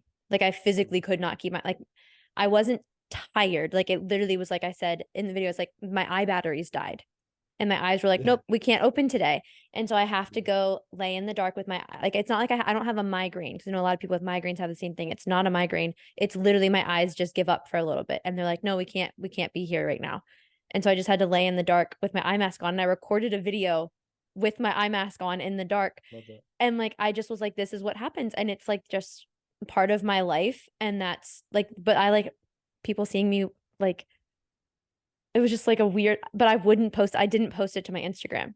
I only posted it on TikTok, which is like weird in itself. Yeah, But no, just you're like, 100%. I feel safe on TikTok doing that. On Instagram, I don't think I would feel as safe. Yeah, it's really weird. Fucking showing yourself to be vulnerable because like it's nice to be seen, I think, but it's not the goal. Yeah. Like it hasn't been when I started the TikTok thing, it wasn't the goal to go viral. It was just like, here's a nice thing that I like doing, singing in the Yeah. car, that I am doing. And like my friends in my group chat like it, maybe they hate it, but like I thought at least they probably get a laugh out of it at the ridiculousness of it. And so I was like, maybe I'll share this with more people. And the first like 20 videos got like 300 views, which at the time I was like, that's a lot of people. Yeah. Like, I think the most viewed one was like one of the first ones I did got like 850 views. And I remember being like, if you got 850 people in a room to watch me It's weird. do anything, I'd be nervous as fuck. Maybe not nervous, but I'd be like, I'd at least go, this is a lot of fucking people. Yeah. And now it's just skyrocketed. And yeah, I'm trying to be so careful with working on my mental health whilst doing this thing at the same time because I don't I don't have much faith in my ability to be human. I get it. I think you're doing a kick ass job and you're attempting existence in your own way. And you're trying. And that's what it's supposed to be. It's weird. I was I keep forgetting that we're doing a podcast to be released, which is good. Like I need that. I because I can't be overwhelmed with the idea that maybe someone else is listening to this because Yeah. like you don't have it's weird to have a conversation with someone and have other people in the room to listen if it's just me and you talking, like that's a weird, you don't do that, that's not a normal social thing. uh but I think it's proper, and I think it's important to just like, because this is just what conversation is like, we just happen to be talking, Yeah. and then like you're gonna you're gonna release it. That's weird. Like I keep forgetting that. I was out fucking before when we had that break, and I was thinking like, am I doing okay? Because like I'm. This isn't just. There's this weird dichotomy between like, this is just for me and you Yeah. because this is benefiting us, but other people, it is in a way for other people. But that doesn't seem to be the intention. Like if we're doing it correctly, which we are, I think. Well, I feel like we're doing it correctly. It's like it just feels like this is good for me and this is good for you. Yep, And God willing, it's good for anyone who's listening and that like actually benefit from this in any way, or they feel elated in any way, or seen or heard or just related to. yeah. Or maybe it's like on in the background while they're doing something else. You don't even need to be listening, but it's oh, someone said my voice was calming on like a live stream one time. It is very calming, and I think that we should talk about you releasing something for the Calm app. We can work on that. Yeah, that'd be cool. Do you know Uh, do you know the context of the calm app? I don't, but I will do my research for you. You can take there's this weird thing like uh I'm I'm I'm I'm I'm okay financially, and so like I have these brands hit me up, and I don't need them, which sounds that sounds quite like superficial, but like I don't need them in that like when I say I don't need them, it's weird to have a platform where you can actually give like advice for people for things, and maybe they'd actually take it. And so like I have these companies hit me up, and I'm like I don't really want to do anything for you, like, and it doesn't matter that you'll pay me because like I don't want to give this to the world, and not like you're Yeah. doing a horrific bad thing. Some of them are, but the drop shippers aren't good. But yeah, something like the Calm app, and part of me wants to get a manager so I can be like, look, if you can find me business for the Calm app, and if they want to pay us, great. But I don't like you can keep the fucking money. Like I think I'm not doing it for the money, and that sounds weird and wrong. I think I just have faith that like if you're doing something earnestly and honestly, which is the same word, like the money will come. Like that's what the best self help speeches that I hear. Oh my fucking thing just fell out. The Oh best my self God, I help thought speeches it that I was a hear is like, bug, and I was like, how are you no, not freaking out? it's the ear. It's a piece in the ear thing. The best self help speeches that I hear are like, find something that you love doing, and then someone will pay you for it. Like Yep. convince someone to pay you for it. Like I don't want to convince anyone to pay for it, but like I think because I am like I do eat 2 or 3 meals a day. There is a roof over my head, and I am okay to do that. Um, I'm not tied to this financially, so there's no like I don't feel like I have to be anything that sells better. Like I'm not attempting to sell myself, which is now I'm just thinking out loud, and You know, these are not formed thoughts. I'm just speaking and thinking out loud. that's how this works. I we were talked earlier, I can't remember if we were recording or not, but you said like you couldn't do a 9 to 5. And Well, I have no career aspirations, which like mm, I feel like sounds very strange for people, but like I don't give a flying fuck what my job title is. And yeah, like to some extent what my job is. I just care that like I don't absolutely hate it. I don't work for a company that like I'm not values aligned with, and like yeah, that I am getting paid well enough yeah, so that I can then live the life that I want to live. yeah. And like, I don't make any money doing this podcast. I didn't start a podcast to make money. I started a podcast because I have a lot of things that I think, like, I have a lot, like to speak, really, is number one. I'm like You're always very been good at it. talkative. Thank you. I've always been talkative, always got the notes home from my teachers to my parents. She talks too much. And like, yeah, I do. I love But that I from a think teacher being like, she talks too much. It's like, great, she'll be an orator. That's social fucking awesome. butterfly, that was me. Yeah, But I, teachers trying to sell it as if it's a bad thing. yeah, She talks too much and she communicates too well with people. It's not good. And you're like, what's not good about that? They're like, I exactly. it's annoying. It's like, is she benefiting people's lives? Is she making people smile? Yeah, well, fucking give more respect to the class clown. I think Oh, fuck yeah. Fuck yeah. And they make school days. Yeah, like you don't want to be the class clown, and it's like the class clown makes people's days easier a lot of the time. oh yeah, I literally said to my coworker today, I was like, um, I'm up for a promotion at work and I was rewriting my Congrats. job description and I said I'm tempted to just write personality hire for the team on there because like that I bring this is me. Like I am not putting on a show ever. I am just this person. Like I am loud. I am very just like this is how I talk to my coworkers basically. Like I don't switch to a persona for work because that's just not I just believe in being myself. And Yeah. I am like, I sing on calls with my coworkers. Like, it's just my coworkers watch the podcast. Oh They're god. also in love with you. My coworker texted me and was like, "Oh my God, is his accent Aussie? He's so sexy." I was laughing about I get a lot of comments that are like, "Oh my god, I didn't know he had an accent." And to me, I don't have an accent. I just sound how I sound, and like everyone else has an accent, right? Yeah, it's so Uh, funny. But the purpose of what I was saying was like I started the podcast with like the intention of just I think I've lived 1,000 lives. I'm 25 and like I've been through so much shit that most people probably don't go through in their lifetime, I think, in just a short amount of time. And I like to think I have some sort of knowledge maybe that could benefit others, but also with what we've been speaking about today, just letting people know one, there's two sides of that. it's not One, just the knowledge that you have; it's the willingness to be and the ability to speak about it, right? Because yeah, like sometimes you might have the knowledge of something, but you actually can't formulate it into words or into a conversation. And if you can, you have some weird sense of moral obligation to tell people because yes. that'll help. Maybe that'll help them. The whole like if you could tell yourself 5 years ago something that you wish you'd known, maybe you can give that to other people now. Yeah. That's the whole And idea. that literally, yes, you took the words right out of my mouth with just, like that's literally how it is with if someone when I was starting my Lyme journey, if I could have heard someone speak about this, like that would have changed the game for me. And just still to this day, like there are things that I learn every day that I'm like, whoop, that's really interesting. And maybe that could help someone.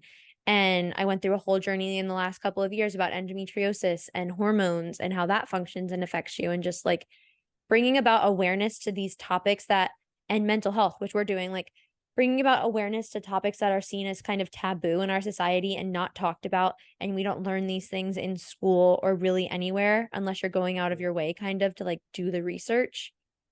Like just speaking to it, I think is so huge. And also, like, if I like help one person, that's enough for me. So it helps Yeah, myself, which Eminem counts.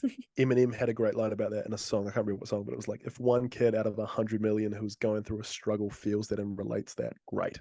Yeah, Love that. literally that's how it feels. Like if just one person this helps, that's enough for me. And Yeah, that's why I do it. you're doing a great job. Back at ya. We're doing a great job. Teamwork. I'm just singing This Is Me Trying in my head right now. And it makes me think of the how you were talking a little earlier about um like kind of it feels safe sometimes to be sad, like to hold and Yep. sit in the sadness a little bit. And I had found when I was like deep in my Lyme stuff and my deep depression stuff, um I had a certain playlist that I listened to that I had made. It's called my like fight playlist because I was 15 and Fight Song had just come out. And This is my Fight song. Song. And Classic. that's obviously on it. But there's a lot of sad songs. Do you know Her Diamonds by Rob Thomas? No. Um, I'll send it to you after this. Or we can listen to it after this is over. And it's about he wrote a song about his wife and she had an autoimmune disease. Turns out years later we found out she actually has Lyme. So when we found that Mm, out, it was like huge because this is like me and my mom. My mom and I, my mom is like my person with mm. like literally everything in my life. But My person, full stop. yeah, yep, that's about it. That's all I got with Yeah. it. Happy for you. And she was my biggest caretaker and still is my like biggest supporter and champion and fought for me in so many things with my illnesses and stuff. And we would drive, like my doctor was over an hour away and we would go Mm, pretty much weekly sometimes. And so it would just be me and her in the car. And then on the way home, we'd be in rush hour traffic and we would take the long way home and drive through the back roads through Virginia into Maryland and windows down. We would try to get people to do carpool karaoke with us. They never did. good. And we had just like set songs that we would sing. And I'd said earlier, like I would cry pretty much most of the time, like when we first left the doctor, because I always just like I had such hope that I would go in and they would have answers for me, and they never really Mm. had. It was just like, oh, we're gonna switch you to this medicine. We're gonna switch you to this medicine. Drawing 15 vials of blood in the office. We're gonna do this, and it just was a lot. So I would get in the car and we would always put her diamonds on first. And it's just like, I can't take no more. And it's her diamonds on the floor. It's like about her crying. And my mom and I would just Mm. hold hands and we both would pretty much just cry. And It's gorgeous. that was like, and then we have certain songs that we sing that are just ours, like Wide Open Spaces by the Chicks. That's on I have a whole playlist. It's called Mama that I listen to. Oh, that's Um gorgeous. and I was home today this morning with her, and it was just the two of us in the kitchen, and I just like put on our songs and we just sit there and we sing, and it's just like it's a weird feeling that comes from it because they're linked to that time in our lives Yep. that feels like that I like can't that was my life, and that's weird for me to try to grasp. Yeah, no, I know. It is your life. Yeah. And like it feels like such a different lifetime ago from where I am right now. And like but we just sit and sing and we have so much fun with each other singing these songs now, but like you would Does never. mum listen to the podcast? Yeah, she's been on the podcast. Cool. What does she think about us? You come up on her TikTok all the time now. She called me the day. She was like, Oliver has these Oh you god. were doing a live the other day about you had Taylor Swift and Harry Styles tattoos, right? Yeah. Yeah, she was like, "What are these tattoos?" I was like, "Yeah, it's a live stream, mom." She was like, "So she was on your live stream." My mom was. She should have commented. I'll shout her out. What's her name? It's Lisa. Lisa.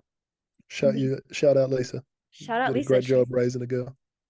thanks. Yeah, she's literally the best.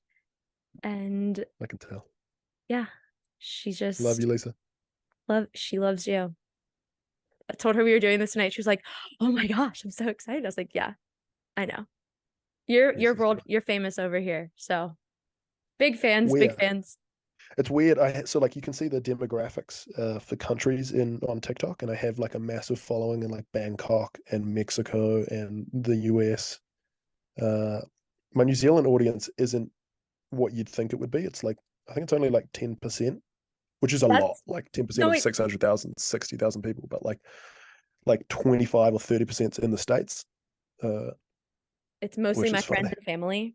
I'm just Yeah, yeah, kidding. yeah. But that's funny because when I never really look at the analytics for my podcast because one, I actually didn't really know I could.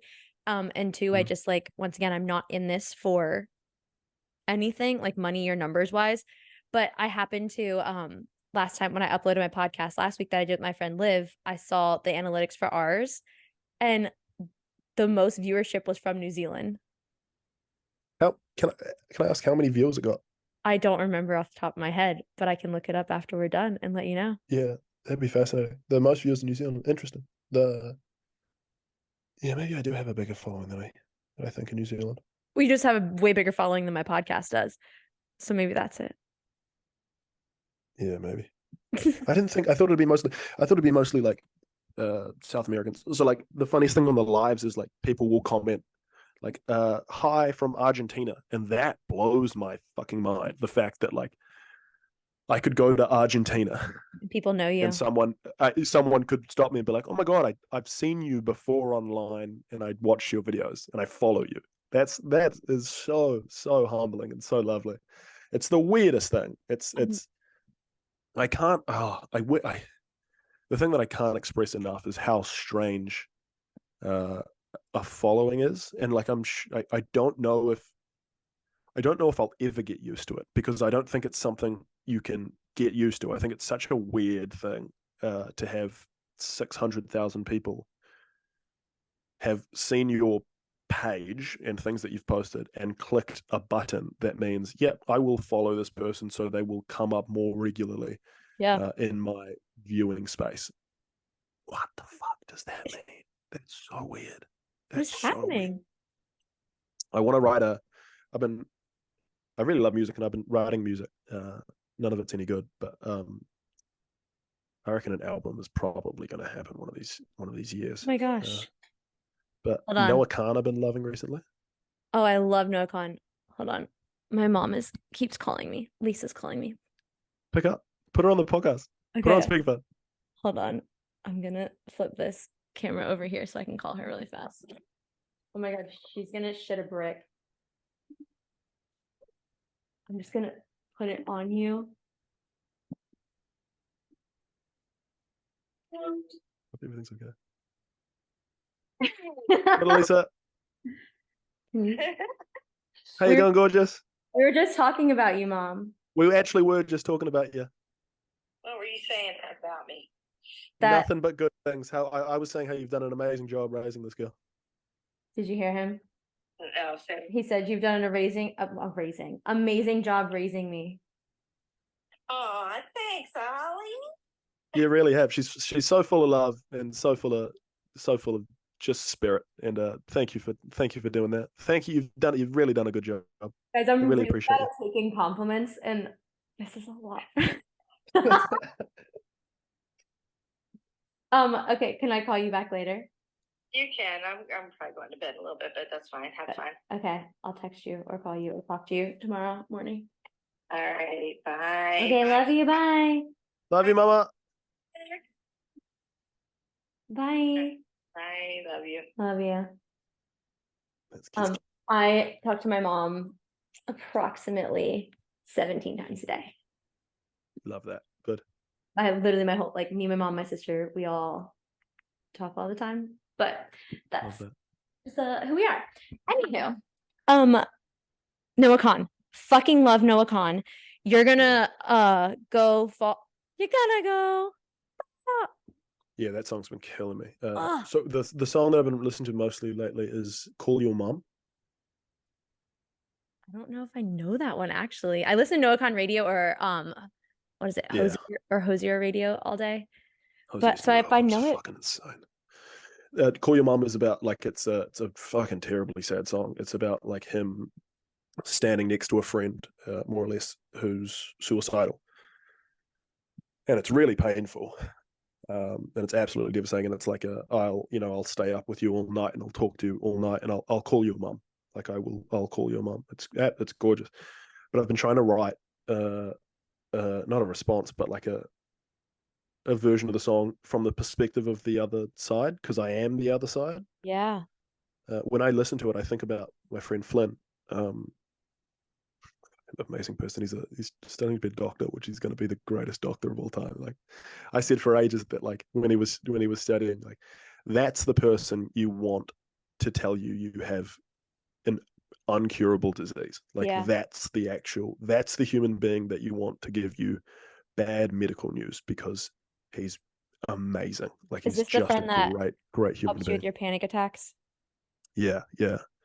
I And love he's Flynn. helped me on numerous occasions, and he's been directly responsible for saving my life on multiple times. But I listen to that song and I think of him. Like I think it sounds like it's coming from him. Mhm. And so like I've been trying to write a song from the perspective of the other character who's not doing well, and it's been nice. It has been really nice. I'm excited to hear it. Yeah, maybe. It'll be great.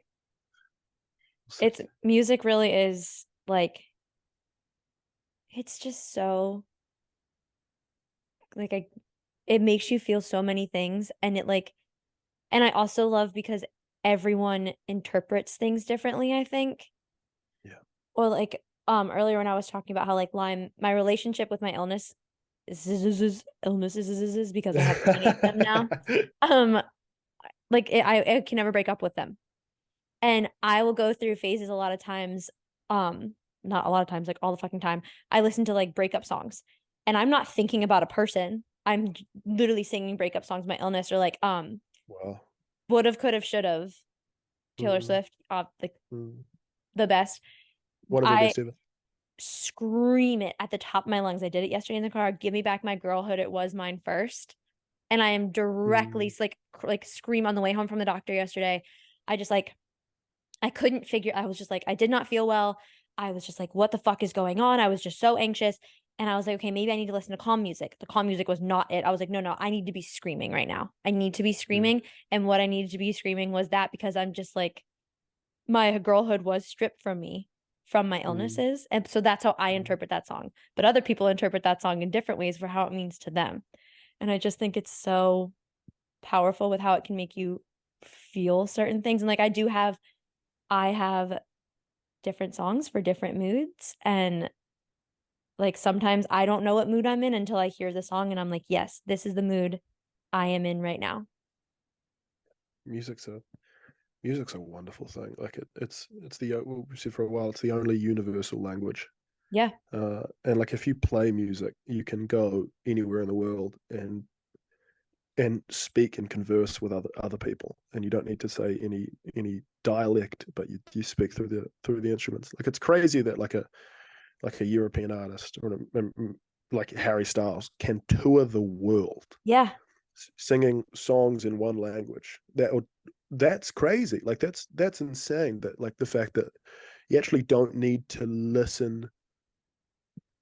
The fact of the music conveys the emotion Yeah. separate from the a lot of the time separate from the meaning of the lyrics. The way that the lyrics are spoken and sung and performed can do a lot to convey the emotion. It's such a beautiful thing we have. Thank God for music. Thank God for music. Oh my I Lord. love there's the question that people ask sometimes, like if you had to live without movies, books, or music, Mm.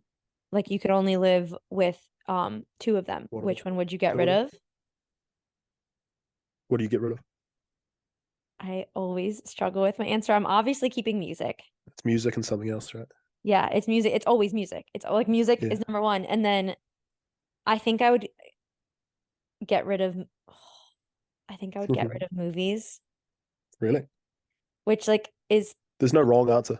there is a I don't know, like movies There's are no just right so hard. answer either.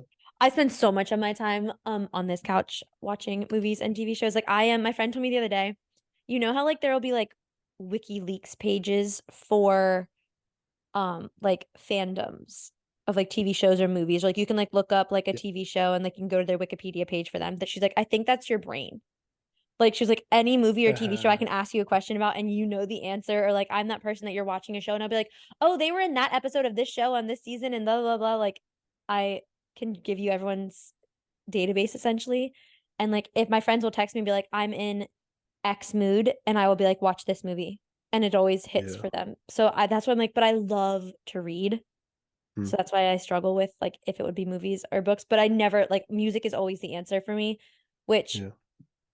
my family is like I think like none of us play instruments, though my friend did just tune my guitar for me. So if you want to give me some virtual guitar lessons, I'll be out Just here pick it up and rocking. start playing. Just pick it up and start playing. I'm That's the also only concerned lesson. my neighbors will hate me, but that's fine. Ah, you'll get better, and then they'll be grateful that they get to hear beautiful music. But you no, you will get better. I struggle with books a lot. I haven't read many books this year, just because I've been struggling with silence this year.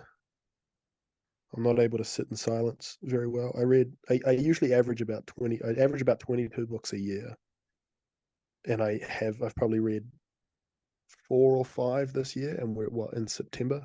Yeah. Um, because I haven't been able to sit in silence too well, and books are too quiet at the moment. Um, and like like it's the best part about books is like you do get into it, and when you do get into it, you do travel to a different world. Like it will bring you to a different place. But I haven't been able to find myself getting to that different place recently, so that's why I've been liking movies a lot more recently. And and music and just content. I like content. I like stuff. I'm glad we have things. Yeah. I I'm once again grateful for stuff. I think we're the same person. Which just like I keep saying, but This I orange shirt thing, by the way, wasn't. We're both wearing. People just listening. We're both wearing orange shirts. Was not planned. was not This planned. orange shirt I got for my birthday a couple of days ago from my mum, and Cassidy's got on an orange singlet as well, and it wasn't planned. We just happened to be the same person. Happen to be the same person. Um, Also happy belated birthday. I did message you on your birthday, but happy belated Thank person you. in person birthday. Thank you. Um, I Um, fuck, I lost it again. Don't worry, we can move on to the birthday thing. Birthdays are weird. I I get I get really excited about my birthday Do all the you? time. Yeah, before it happens, and then it's always a disappointment, or not a disappointment, but Oof. I'm always sad Yep. on my birthday, and Yeah. it's not the fact of like getting older, uh, but it might be to do with like I hype it up too much in my head, and then it doesn't turn out the like I think I expect monumental change from the day of the 3rd of September, and it never happens. It's just like a regular day, and people go on about their lives, and you get a few gifts and maybe a cake if you're lucky, and but yeah, like I have been since I was like 13. I get quite sad on my birthday, and it really upsets me because I get really excited before it, Yep. and then I'm always sad on it, and I fucking hate it. I don't get excited before it, but I am always sad on my birthday as well. And it used to be, actually, I think I am like, I think I'm more depressed in real life than I let on, and that I actually think I am, and like a lot of things. But like true excitement, like I don't feel it a lot, I don't think. Um, but especially like holidays. I fucking hate holidays. Like they just don't hit the same for me. And I know it used to be, and I feel like maybe it still kind of is like a holiday is just another marker that I'm sick. Like that's how it used to feel for Oh, me. that's yeah, Was that's just like fucking for my terrible. birthday, I'm like, Oh, oh, that's such a another shame. birthday. I'm in pain. I'm sick. And this is just once again going like a lap around the sun. I actually had a conversation with my friend Liv that I like my anniversary of me having my hysterectomy, I'm excited about. And that I will celebrate. That's my new Mm, birthday. Like that is that's quite like cool. I like that. yeah, because like that is literally my life changed on October 26th, 2022. And Mm. like I always felt disconnected in a way from like from my body in particular with like the body image stuff because a lot of it was like I was always bloated and I never fully was able to tell like what my body actually looked like. And then I literally had the surgery, flipped a switch and was like, wow, I actually like myself. That's weird. Um, Fascinating. literally it's so fascinating and someone should do a study on me. Um, and What do you think I'm doing right now? any questions? Throw them I'm my way. taking notes in the corner. There's like 12 people in lab coats just surrounding me right now. Write that down. Write that down. Write that down. Hear what you said. But like I'm already excited for it. Like I'm gonna take off work. One of my favorite things to do, I am not a beach girl. The ocean terrifies me, but I'm a Um, man-made lake kind of girl. But I love to go to the beach in the off season and sit in a sweater and a sweatshirt, if you will, and read a book and like with the wind whipping a little bit. And mm, I'm gonna go do that this year. I'm gonna take off that day, and my mom and I, and that's potentially my nice. sister, are gonna go sit because like that is the rebirth of like my life, like my existence, Mm, really. that's so lovely, Chick. That's really good. That's great. I fucking love that for you. That's so amazing that you get to do that. Thanks. That's a great idea. That's a really good idea. Make your own holidays Yeah. for days that are important to you. Celebrate yourself whenever you fucking need to. Whenever you fucking need to. I am the queen of like a self-care. So like celebrate I that, love treat yourself as my favorite. treat Treat yourself. yourself. And like I have no fucking shame about it either. Like I I would much rather stay in and lay on the couch and eat my favorite foods and watch my favorite show, like even if it's by myself, self-care Mm, night. That's fabulous. Like take a mm, bath, watch TV, read a book, light a couple candles. Amazing. Drop love some that. essential oils in that thing. Yeah. Fire. Essential. I love like the whole like all the science behind essential oils is that like they don't work and they don't do anything. But shut up, they make me feel good. That Like I shit, put lavender oil somewhere and I'm like I feel prettier. That's all it yeah, is. And like I'll take that. it works, man. I peppermint oil. Love I that. so much nausea that I had struggled with, and peppermint oil helped me. I used to be like the queen of essential oils, and I can't afford them anymore. But still love them if I can find them. We should get you an essential oil sponsorship. If you could make that happen, I would love. There's like a handful of things that I was like, my tools that I use, there's like a couple of them. You don't even have to pay me, but if you did pay me, it would be great. I will sponsor the shit out of them. Yeah. Essential oils help me. That's what you need to. I think that's what you need to figure out. Fuck, it's been so funny with the like TikTok fame and like it's so TikTok fame sounds weird, but like having a platform is the better way to talk about it. Yes. Having a platform and like there's this a scene on this show. I can't remember what the show is. It's like some comedy show on Netflix, and it's like he's like, well, I got to figure out how to make money on this thing. I really want to, and every like all of the like professionals, not professionals, but like all of so many people that I've talked to that have like that have said like, oh my god, you've got this many followers on TikTok or whatever. That's their attitude. It's like, you making money? How are you making money? Are you making Yeah. enough money?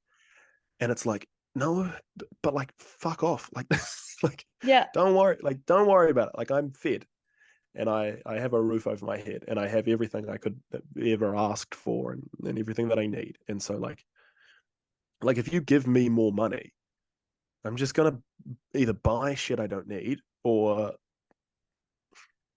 I mean, my life would be easier if I could buy food more because I don't like making food a lot. I've got a bit of food anxiety, and I hate making food. So I've been buying a lot of my money goes into like buying myself lunch because otherwise I won't eat lunch. Yeah.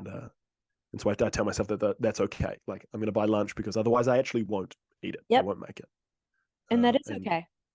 yeah, absolutely. But it's the funny one about the like sponsorships is like, just take any sponsorship you can and like get them to pay you. And it's like, no, because that seems immoral Yeah. to, like if I don't need it, that seems weird. But I just trust that there's a friend, Seb Norton, who I met a couple of weeks ago. Really lovely dude. And he just messaged me before and said like, hey, like, have you ever thought about getting a tissue sponsorship? Like, Oh my God, like, that would be good. 100% like Kleenex or something. And like nothing, no sponsorship really has come to me that I've been like, yeah, I actually use this day to day. This would actually make my life better and easier.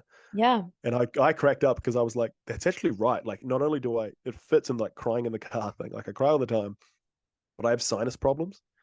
And so like I do actually use Kleenex tissue. Shout out Kleenex, by the way. Shout out Kleenex, man. I do actually use like the eucalyptus Kleenex 3-ply tissues because I blow my nose so much that if I have bad quality tissues or like have to blow my nose with toilet Yeah. paper, it gets red and like raw and it fucking hurts. And so like it's such a little thing that it is a treat. Like I actually do spend a bit more money on Kleenex tissues because then my nose doesn't hurt so bad all day because I'm blowing it all the time. You heard it here, folks. If anyone works for Kleenex, please get my man Oliver some tissues and a sponsorship because he deserves Yeah. it. I used to take so many Epsom salt baths.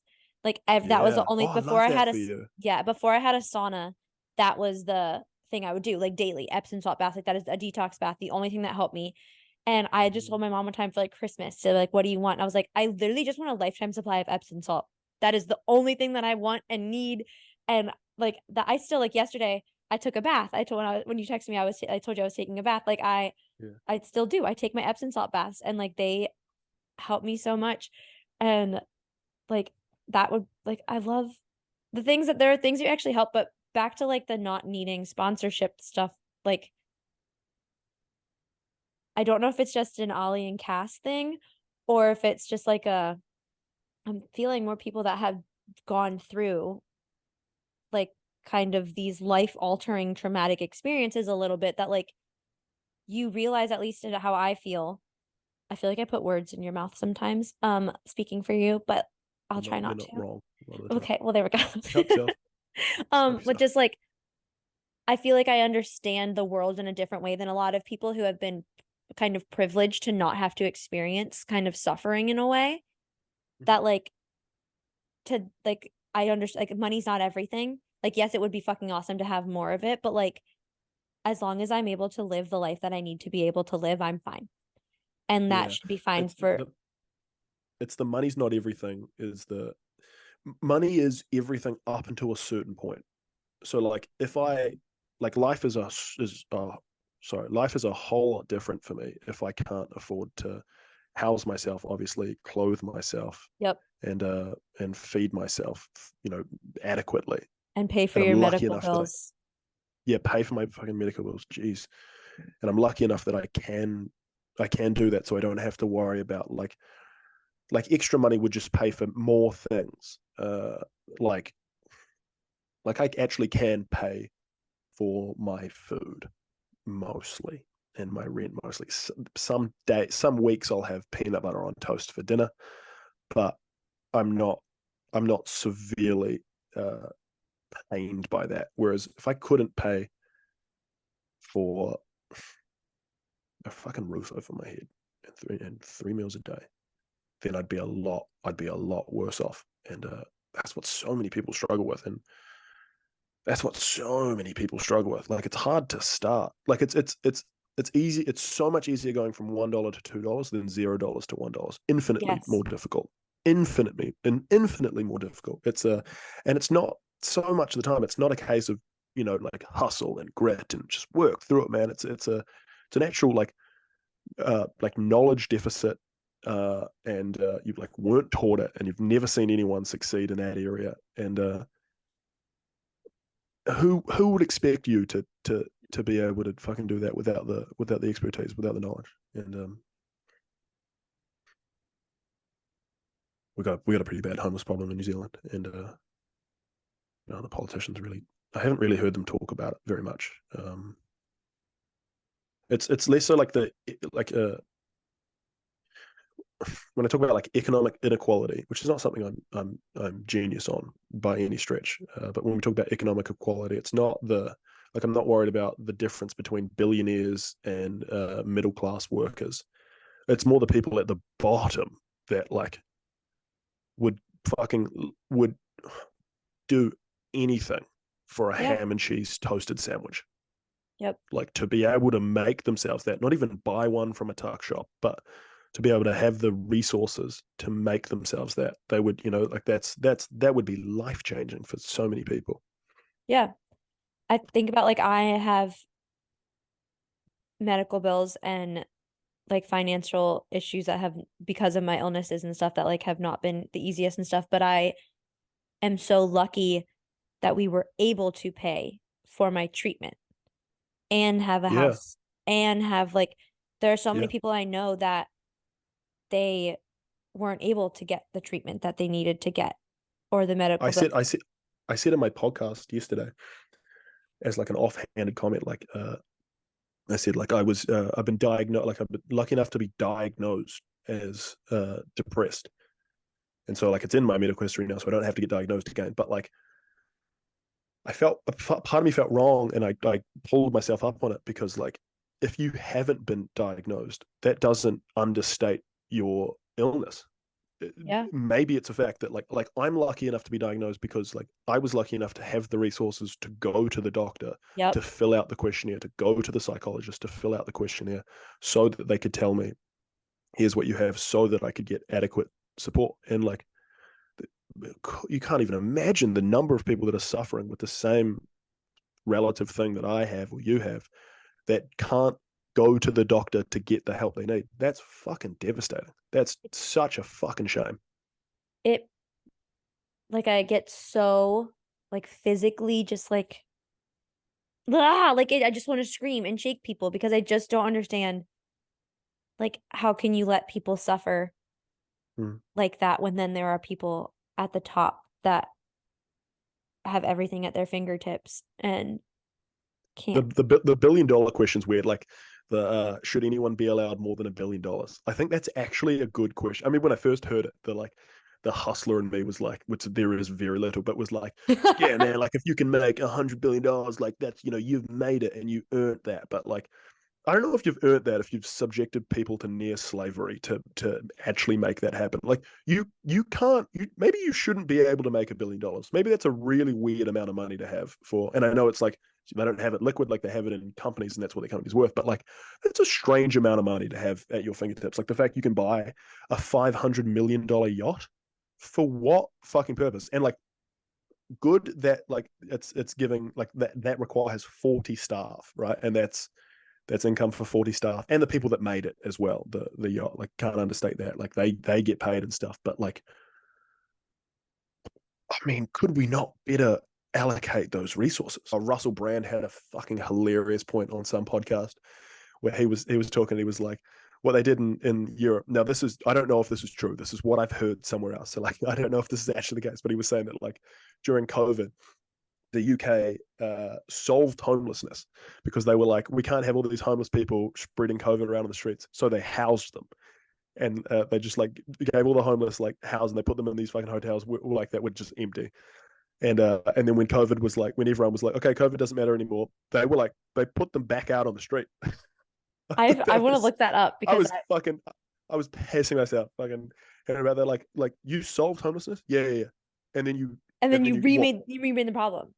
yeah. It's not that like you just like, yeah, we can't afford this anymore. It's like, no, but you did. Like, you did afford it. And when we didn't have any money because the economy wasn't going, you were somehow able to afford this. That's fucking Yeah. crazy. And then you're just like, all right, fuck off again, go back out on the street and spread diseases and die miserably and The painfully. world, like, there's just we can go down a rabbit hole. The system is built to keep people down, is how I just see the world. It's which like maybe is very pessimistic, but like that's I don't just know if I agree with that. in my experience with just like so much is built around keep like at least so in my country, you have to work to have health insurance. The health insurance then doesn't cover what you need it to cover. They pick and choose what they will cover. There's different options for health insurance. Different health insurance companies cover different things. Different plans at the same health insurance company cover different things. So for example, I have Aetna insurance. One of my best friends has Aetna insurance. Hers covers 25, her plan with Aetna covers 25% of acupuncture. Mine covers 0 of acupuncture. Her deductible is like 300, mine is 3,000. So that means I have to hit like, yeah, like there's so many different things. It's like, how do you expect people, and like that also money gets taken out of your paycheck, every paycheck to go towards your insurance anyway from your company. Like, how do you expect people to survive? Like literally you work to pay for your health stuff, but then at least in my experience, your health stuff doesn't even get covered. So like, what's the fucking point? How are you supposed to get to the other? And like, that's like, I'm lucky that I have a job that I am salaried and make enough to get health insurance, because there are other jobs that you don't even get that option of getting health insurance, or like you hit 26 here and you're kicked off your parents' insurance and then you go on Medicare or whatever. But like, it's just, and then there's not doctors. You're going to send me down a rabbit hole with this. Like, I have so many risks, just like the doctors I see, an integrative medicine doctor who is like an Eastern like medicine more than Western medicine. And my doctor's appointments last 2 hours. Every fucking doctor's appointment should be 2 hours long. Like all of our doctors. A 15-minute doctor appointment is the funniest thing in the entire world. Like how we do started you going into my ex-girlfriend told me she goes into the doctors with a list like of things that she wants worked That's out. what I do. Because otherwise you might have 9 things. This is the problem. You might have 9 things. You can't see a doctor too often because they're expensive. You might have 9 things you need help with that you'd like to talk about, and you've got 15 minutes. And if you don't tell them those 9 things immediately, you'll do 1 maybe, and even then you might not even solve that. One of the only doctors, like I have a lot of distrust in Western medicine, but that's just my own issues because of my experience. But one of the only ones that I liked in recent years, she actually quit being a doctor and went to like do like back end kind of like work for a hospital system, because she was like, I didn't become a doctor to not be able to help people, and they only allow you 15 minutes of time. She's like, I cannot help people in that amount of time. Like that's not enough time to be able to do that. One of my Lyme doctors that I had, I loved her so much, and it was like a breakup when she left. It was like this weird time in my life where it was after I had my first PICC line, which was an IV that I had attached to me for 9 months. And she like was like, you're doing well enough, you can get it taken out. Also, I'm leaving the practice and moving. We're like, oh, all right. So like all this, I also went to college at the same time. It was like all this change at once. But I recently, in 2019, went to a conference in New York City, and she was speaking there. And it was like this, like, she cried, like my mom cried. I like did a Cassidy cry. And like it was just like so surreal because like she changed my life, and she was like my baby, like it's like I was like we spent years together like helping me and stuff like that, and like she learned from me because like doctors learn from me too because like Yeah. I'm so different. But she Yeah. actually left and moved to Atlanta, Georgia, and started her own practice where she like travels. She goes into her patients' homes. She's like, you cannot fully understand what you're doing and you cannot help them unless you understand their environment. Because like Oh, how do you like massive. Yeah, massive, massive? massive Like deal. my friend It's is a it's the thing nutritionist. that Western medicine seems to not understand is like they there's a fixation. So like the indigenous people in New Zealand are, oh, there's a bit of skepticism around this, but like I'm Maori, which is like indigenous to New Zealand. I'm part Maori, and we've been building like a Maori health system. There's a few of them, but what I really like them because they break down the health system into physical health, and there's Maori names for these, and I should know them, but like physical health, spiritual health, family health, and then mental health. And yes, every single one of those is important. Like uh, we see Western, a lot of my experience with Western medicine has just been a fixation on physical health and now more so mental health. Yeah. But there's been so little talk about family health and spiritual health. And spiritual health isn't religion. Like it's not like, Yeah, no. do you follow God? It's something deeper. I wouldn't dare attempt to explain it, but it's such a weird thing to think that you don't have a relationship with your healthcare provider, the person that you go to Yeah. for advice on how to maybe live longer and better. Better is the key word. Is and you don't you see them for 15 minutes, maybe twice or three times a year. That's Yeah. crazy. No. We didn't have that. Like tribal days, I'm sure we had, like there was a village shaman, right? Like that whole trope of like there was one village shaman, and she was part of the community, meaning that like everyone knew her and she knew everyone, or he knew everyone. Yeah. They knew every person in the community, and now you have some doctors, some general practitioners who have 1,000 patients. You can't know 1,000 people. You can barely know 100. That's Yeah. fucking mental. And they're just going on. You have to create like a flow chart to attempt to fix someone, and a flow chart's not going to get all the little No. idiosyncrasies and specifics of a person's being. Like it probably seems unconventional to a lot of people. Like my doctor, she doesn't even like look at my chart because she doesn't need to because she knows me. And like Yeah, she knows me, she knows things. And like I hadn't actually seen like my doctor in a couple of months because she had been traveling. I had been seeing another doctor at her practice who was also lovely, helped me a lot, but I've said like I've been feeling off, and I was like I need to see her. And so I texted her last, and I literally have her cell phone number. I have my doctor's cell phone number, and I text her. And um I texted her and was like, I like, can I come in? And she made me an appointment. She was going to be here. So I went and saw her yesterday while I was home, and like she just looks at me, treats me like a person. And I think mm, that's so important to be seen as a person, not really a patient. Like I am a person first. And I just tell her, I also like go into the doctor every time with a list, but that's also because I will forget things that pop up. yeah, And with her, like everything is connected. Like your body is so connected. I had shoulder pain at one point. I was going to physical therapy. It was because my liver, something that was actually going on with my liver. And once she gave me some stuff and helped me with that, like do some stuff for my liver, the shoulder pain went away, which was like a wild thing. But just we were she's not, saying before how like if you have a mental health problem, like when I get depressed, I get sick as well. Like yeah, I'm more susceptible to colds, or like I'll have body aches, and that's a physical reaction to mental pain. Uh, yeah, to think that they're separate is who would no, that's not the case at all. everything is my light is too bright for my eyes right now. It's hurting me. But everything is Do connected. most people listen to the? Can you tell the stats on like whether or not people watch it I or have just no listen idea to it? No idea. because I think I on like I like watching it. Like I like that we talk to each other like this, and like I think it's just extra if people are watching it, because like the only way that this is normal for me is because I can see your face. oh Uh, if we had our cameras off right now, this would not be happening. it'd just be awkward. Like the whole time I'd be thinking she hates me. I'm saying the wrong thing. You'd be having This is not going well. Panic attacks. Just like, am I doing okay? you're doing great, sweetie.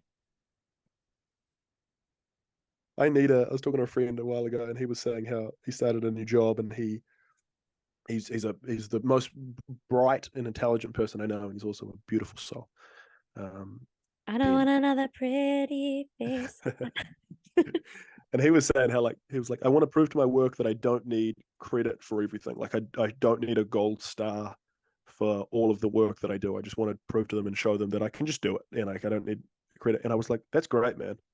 But I like it. Like I want a gold star for things that I do right. And the reason is because I think I do everything wrong. Yeah. Yep. And so when people are like, that was actually good, or you did a good job there, it's not like a thank you, like I know. It's like a really? Okay, good. Because I was thinking the opposite. I I'm on Smutty Book Talk, and I just was about to say, oh, Oliver, you have a praise kink. And then I No. caught myself. No. But No, I know all my kinks. And praise is not. this is Praise isn't one of them. our next podcast topic. Anywho, No, I'm a big foot guy, and I'm a big foot guy. My last girlfriend didn't like that because she thought I spent too much time in the woods chasing a mythical creature, and it was just a bad allocation of my time. But I like Bigfoot. Fascinated by it. I got so scared. I was like, oh, really? He's really going to share this with the world? No. If you meet a guy that's a foot guy, say fuck it, sweep me off them. You know. That's a line. That's not me. That's Bo Burnham. That's oh well. And if fuck he's me. got a thing for feet, say fuck it, sweep me off them. Whatchamacallit? You just said something that was beautiful because everything you say is beautiful, and I said praise kink, and then I took us down a different path there. But when you and my mom were just talking, and I said like, I hate compliments. I have a really, really hard time. Like I cannot. I get so uncomfortable. Is it distrust? You don't believe them? I think so. I think it goes back to like the not believing that I'm worthy of love, but also just like, I think one, it also has to do with like, I don't feel like I should be getting compliments because I'm trying. Like I'm just trying. Like this is this is me just existing, and like I don't think I'm spectacular. I don't think in any sort of way. I do. Well, thanks. But like, Yeah. I like at work, people will compliment me, and I get so like I'm up for a promotion, and it was like so uncomfortable. People telling me that I'm doing a good job, and like I'm like, think like literally I physically get uncomfortable. Like I don't know what it is. Like I really can't, like it makes me feel uncomfortable. But I do like I can't write cover letters for that reason. Because like a cover oh god, I like... hate cover letters. I hate talking about like I can talk about myself this way, like with illness stuff, anytime. Me talking positively about this sounds so bad. Positively about myself, like you should give me a job because I am kick ass and like I can do everything wonderfully. I'm really funny. I'm funny. Like make a dating profile. Let's do this right now. Name 3 things about yourself that are good. Can they? Okay, wait. You want them to be? Wait, this is my old roommate. I threw her a Love Island birthday party, and this is not my real answer, but it's just funny because you said that, and I said everyone had to come with their persona and what you're gonna do. So mine was, hi, I'm Cassie. I'm 25. I'm from Yorkshire. I love a long walk on the beach. What was it? Oh, I got great wits and big tits or something like that. Just like how I went in. That's a good thing to have. And that was my positive. Those were my positive things. Wits, tits. There you go. One of your 3 things can be big boobs if you want it to be. I mean, no, I'm not that. What's the word? Vapid? No, that's not. I don't think it's being vapid. Like if you like your boobs, great. Thanks. That's sick. 3 things. Okay, how about I do one and then you do one? We'll go back and forth. Can we popcorn this? No, we have to do. No, I want all 3. Playing dirty. And then I'll do 3. Well, you're giving yourself more time to think, aren't you? Okay. Hell yeah. One is I'm pretty fucking funny. And I think it always is like the darkest people are the funniest people. And I think that is like very true. And I think I'm funny, but I also think I'm funny because I can laugh at myself. And I think that's to be able to laugh at yourself. That's great. Um, oof. People tell me all the time I'm positive. Like I am the positive person and stuff like that, which is so funny because I think I see the world in such a negative light. But like I guess I exude, is that the word? Like I give off positivity to other people. That's good. And I think that's good. Yeah, like I love that I can do that for other people. Like even if I can't do it for myself, that's great. It's number 3. You're amazing, sweetie. I'm what? You're doing amazing, sweetie. Thanks, babe. I don't know. A third thing I like about myself? That's so hard. Um, You can do oh, your boobs if you want to. okay. Well, like boobs will be extra bonus, but I think I'm gonna go I like that I can like my vulnerability, I think. If that's what Mm, it even is. Like just like mm, I like this stuff doesn't bother like well that bothered me because I don't like talking to myself, but like talking about my experiences in life and things like that doesn't bother me in any sort of way and it doesn't phase me. Like mm, I don't panic like that someone will hear me talk about this stuff, if that makes sense. mm. Is that did I do okay? You, Did I yeah, pass? you did great. You did great. You did great. That was perfect. Okay, thank you. I'm gonna go Did crawl I into do a okay? hole. Like, here's things I like about me. Is that right? Is that Were those correct? the correct answers? Okay, now give me yours so I can bring myself back down to earth. I gotta go. Fuck you. I don't want to. I don't want to do it. Oh, dropping everything. I can talk. I can talk to a wide range of people. I like that. That is good. Um, I feel like I'm able to relate to a even not relate, but just like converse positively with a wide range of people. I really like that. I'm really happy I can do that. Like yeah, that's a blessing. Um, this is shit. Yeah, see, now you understand. uh, um,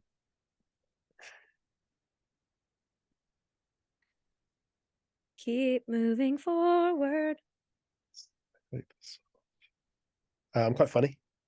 Yeah, Sometimes it's weird to say that I'm funny, but I hope I'm funny. I'm attempting to do stand-up comedy every now and then, which is if you'd listen to this and not like if you'd listen to all of this through, you'd be like, this guy's like just depressed. Like, what's your job? I'm just depressed for a living, which is kind of like it's kind of what I'm doing. oh my You God. wouldn't think stand-up comedian, but yeah, no, I like stand-up. And I can be quite funny, I think. And Funny, the you make me third laugh. thing, there has to be a third thing, right? There just has to be a third thing. There's so many third things. I give what I have. That's beautiful. I, I give what I have. Uh, I don't have a lot, Hey, it doesn't but matter. what I It's do have, it's quality just over quantity. hopefully. Quality over quantity. Did I do good? You did so good. Oh God, let's never do that again. I'm so sorry. You put us into this position.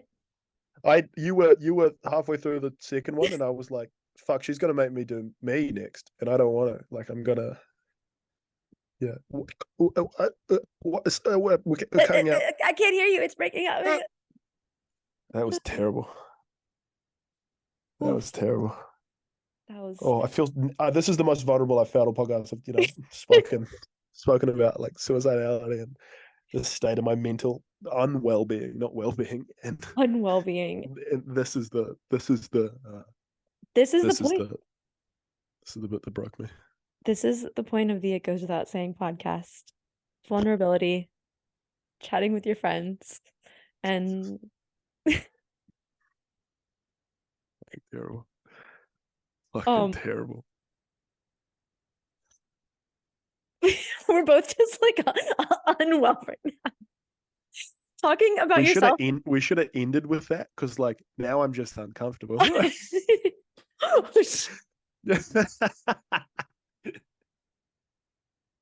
I think that is our sign. I think also we've been talking for like 3 hours on the recording. But Good. I think I think that is a good point for the podcast to end. Sure. If you stop moving camera. For This those is people that insane. are watching this, I have to use my phone because my laptop camera is so bad. What's happening now? Where This did is I clearly go? your first time. I lost myself. Oh God. Here we go. Let's just bring it back. Let's see what happens on this one.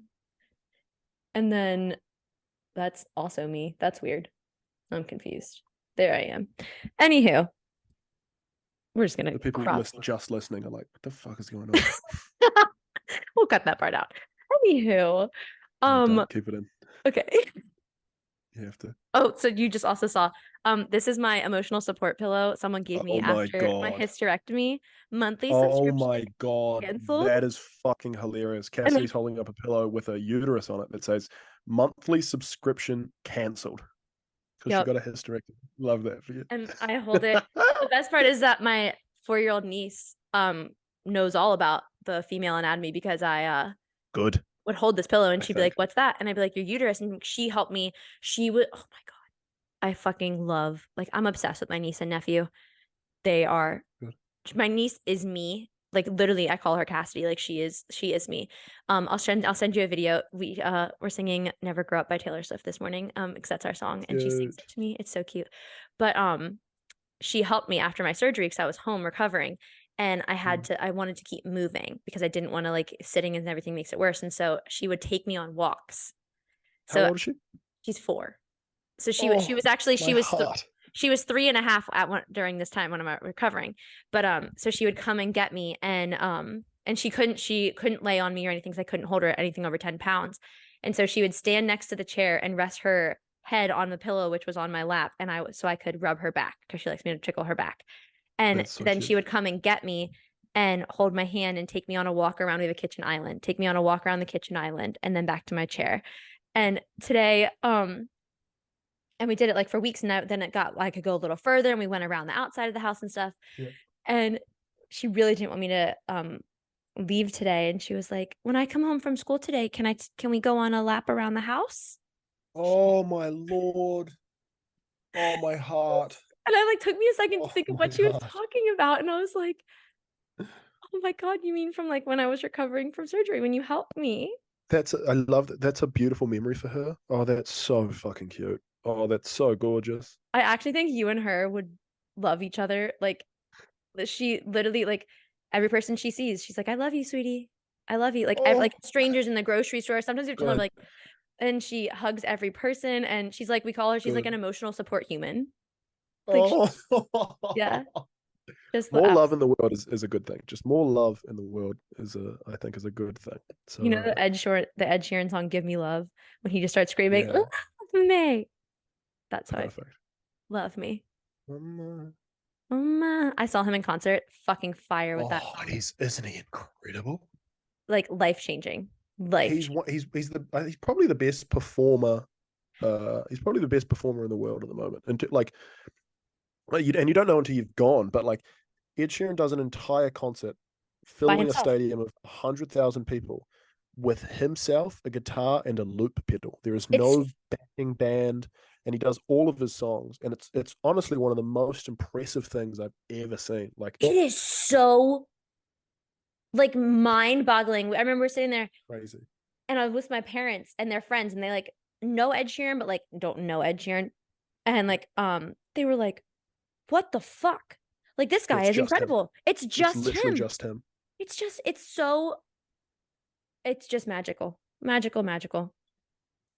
Um, He's do you gorgeous. want to recommend a song for this podcast episode? Yeah, sure. Hold on, let me grab my phone. I like that we do that. Me too. I'm actually gonna make a playlist. I keep saying this. I said on the last podcast, but maybe I'll do this tomorrow. make it actually like I have to listen to all my podcasts, which is something I don't do because I hate listening to my own voice. But Too listen to bad. We'll do Call Your Mom by Call Your Noah Mom, Khan. Noah Khan. Yeah. Sold. Yeah. Beautiful song. All right. Our recommendation for this conversation, not even a podcast. Nah. This is us trying with Mm. lots of love. So Thanks grateful. so much for having me, Chuck. Thanks for just literally just being you. Thanks for knowing me.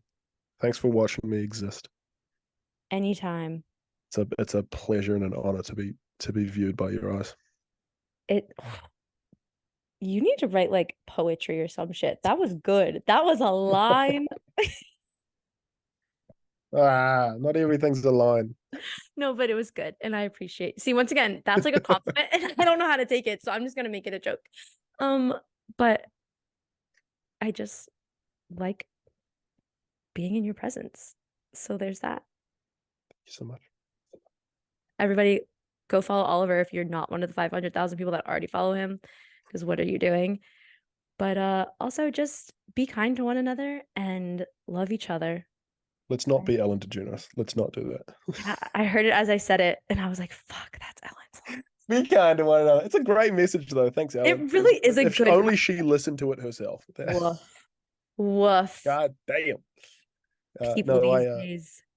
I've been attempting kindness, and I've been figuring out why I've been so hyper fixated on kindness recently, and I think it's because like I've really realized recently more than any that like I know how difficult my life is, and I really struggle with it, and any amount of support is welcomed and appreciated, and so like I've been trying to be kind as everywhere I can to anyone that I can, because the thinking is like I don't want to make anyone's life harder than it already is. Yeah. And that's one of the things that freaks me out online, is that like I don't want to put something out there or say something that makes anyone's life more difficult than it already is. That's something I've been really struggling with the following, and the amount of content that I'm putting out is yeah, I'd be so remorseful and so upset to make anyone's life more difficult than it needs to be, or than it already is, because everyone's life is it's hard, man. It's really hard. It's really, really hard doing this existence thing. We're just trying. You're just trying and you're doing great. And we got your back. Love you. Love ya. Have a great day, everyone. See you later.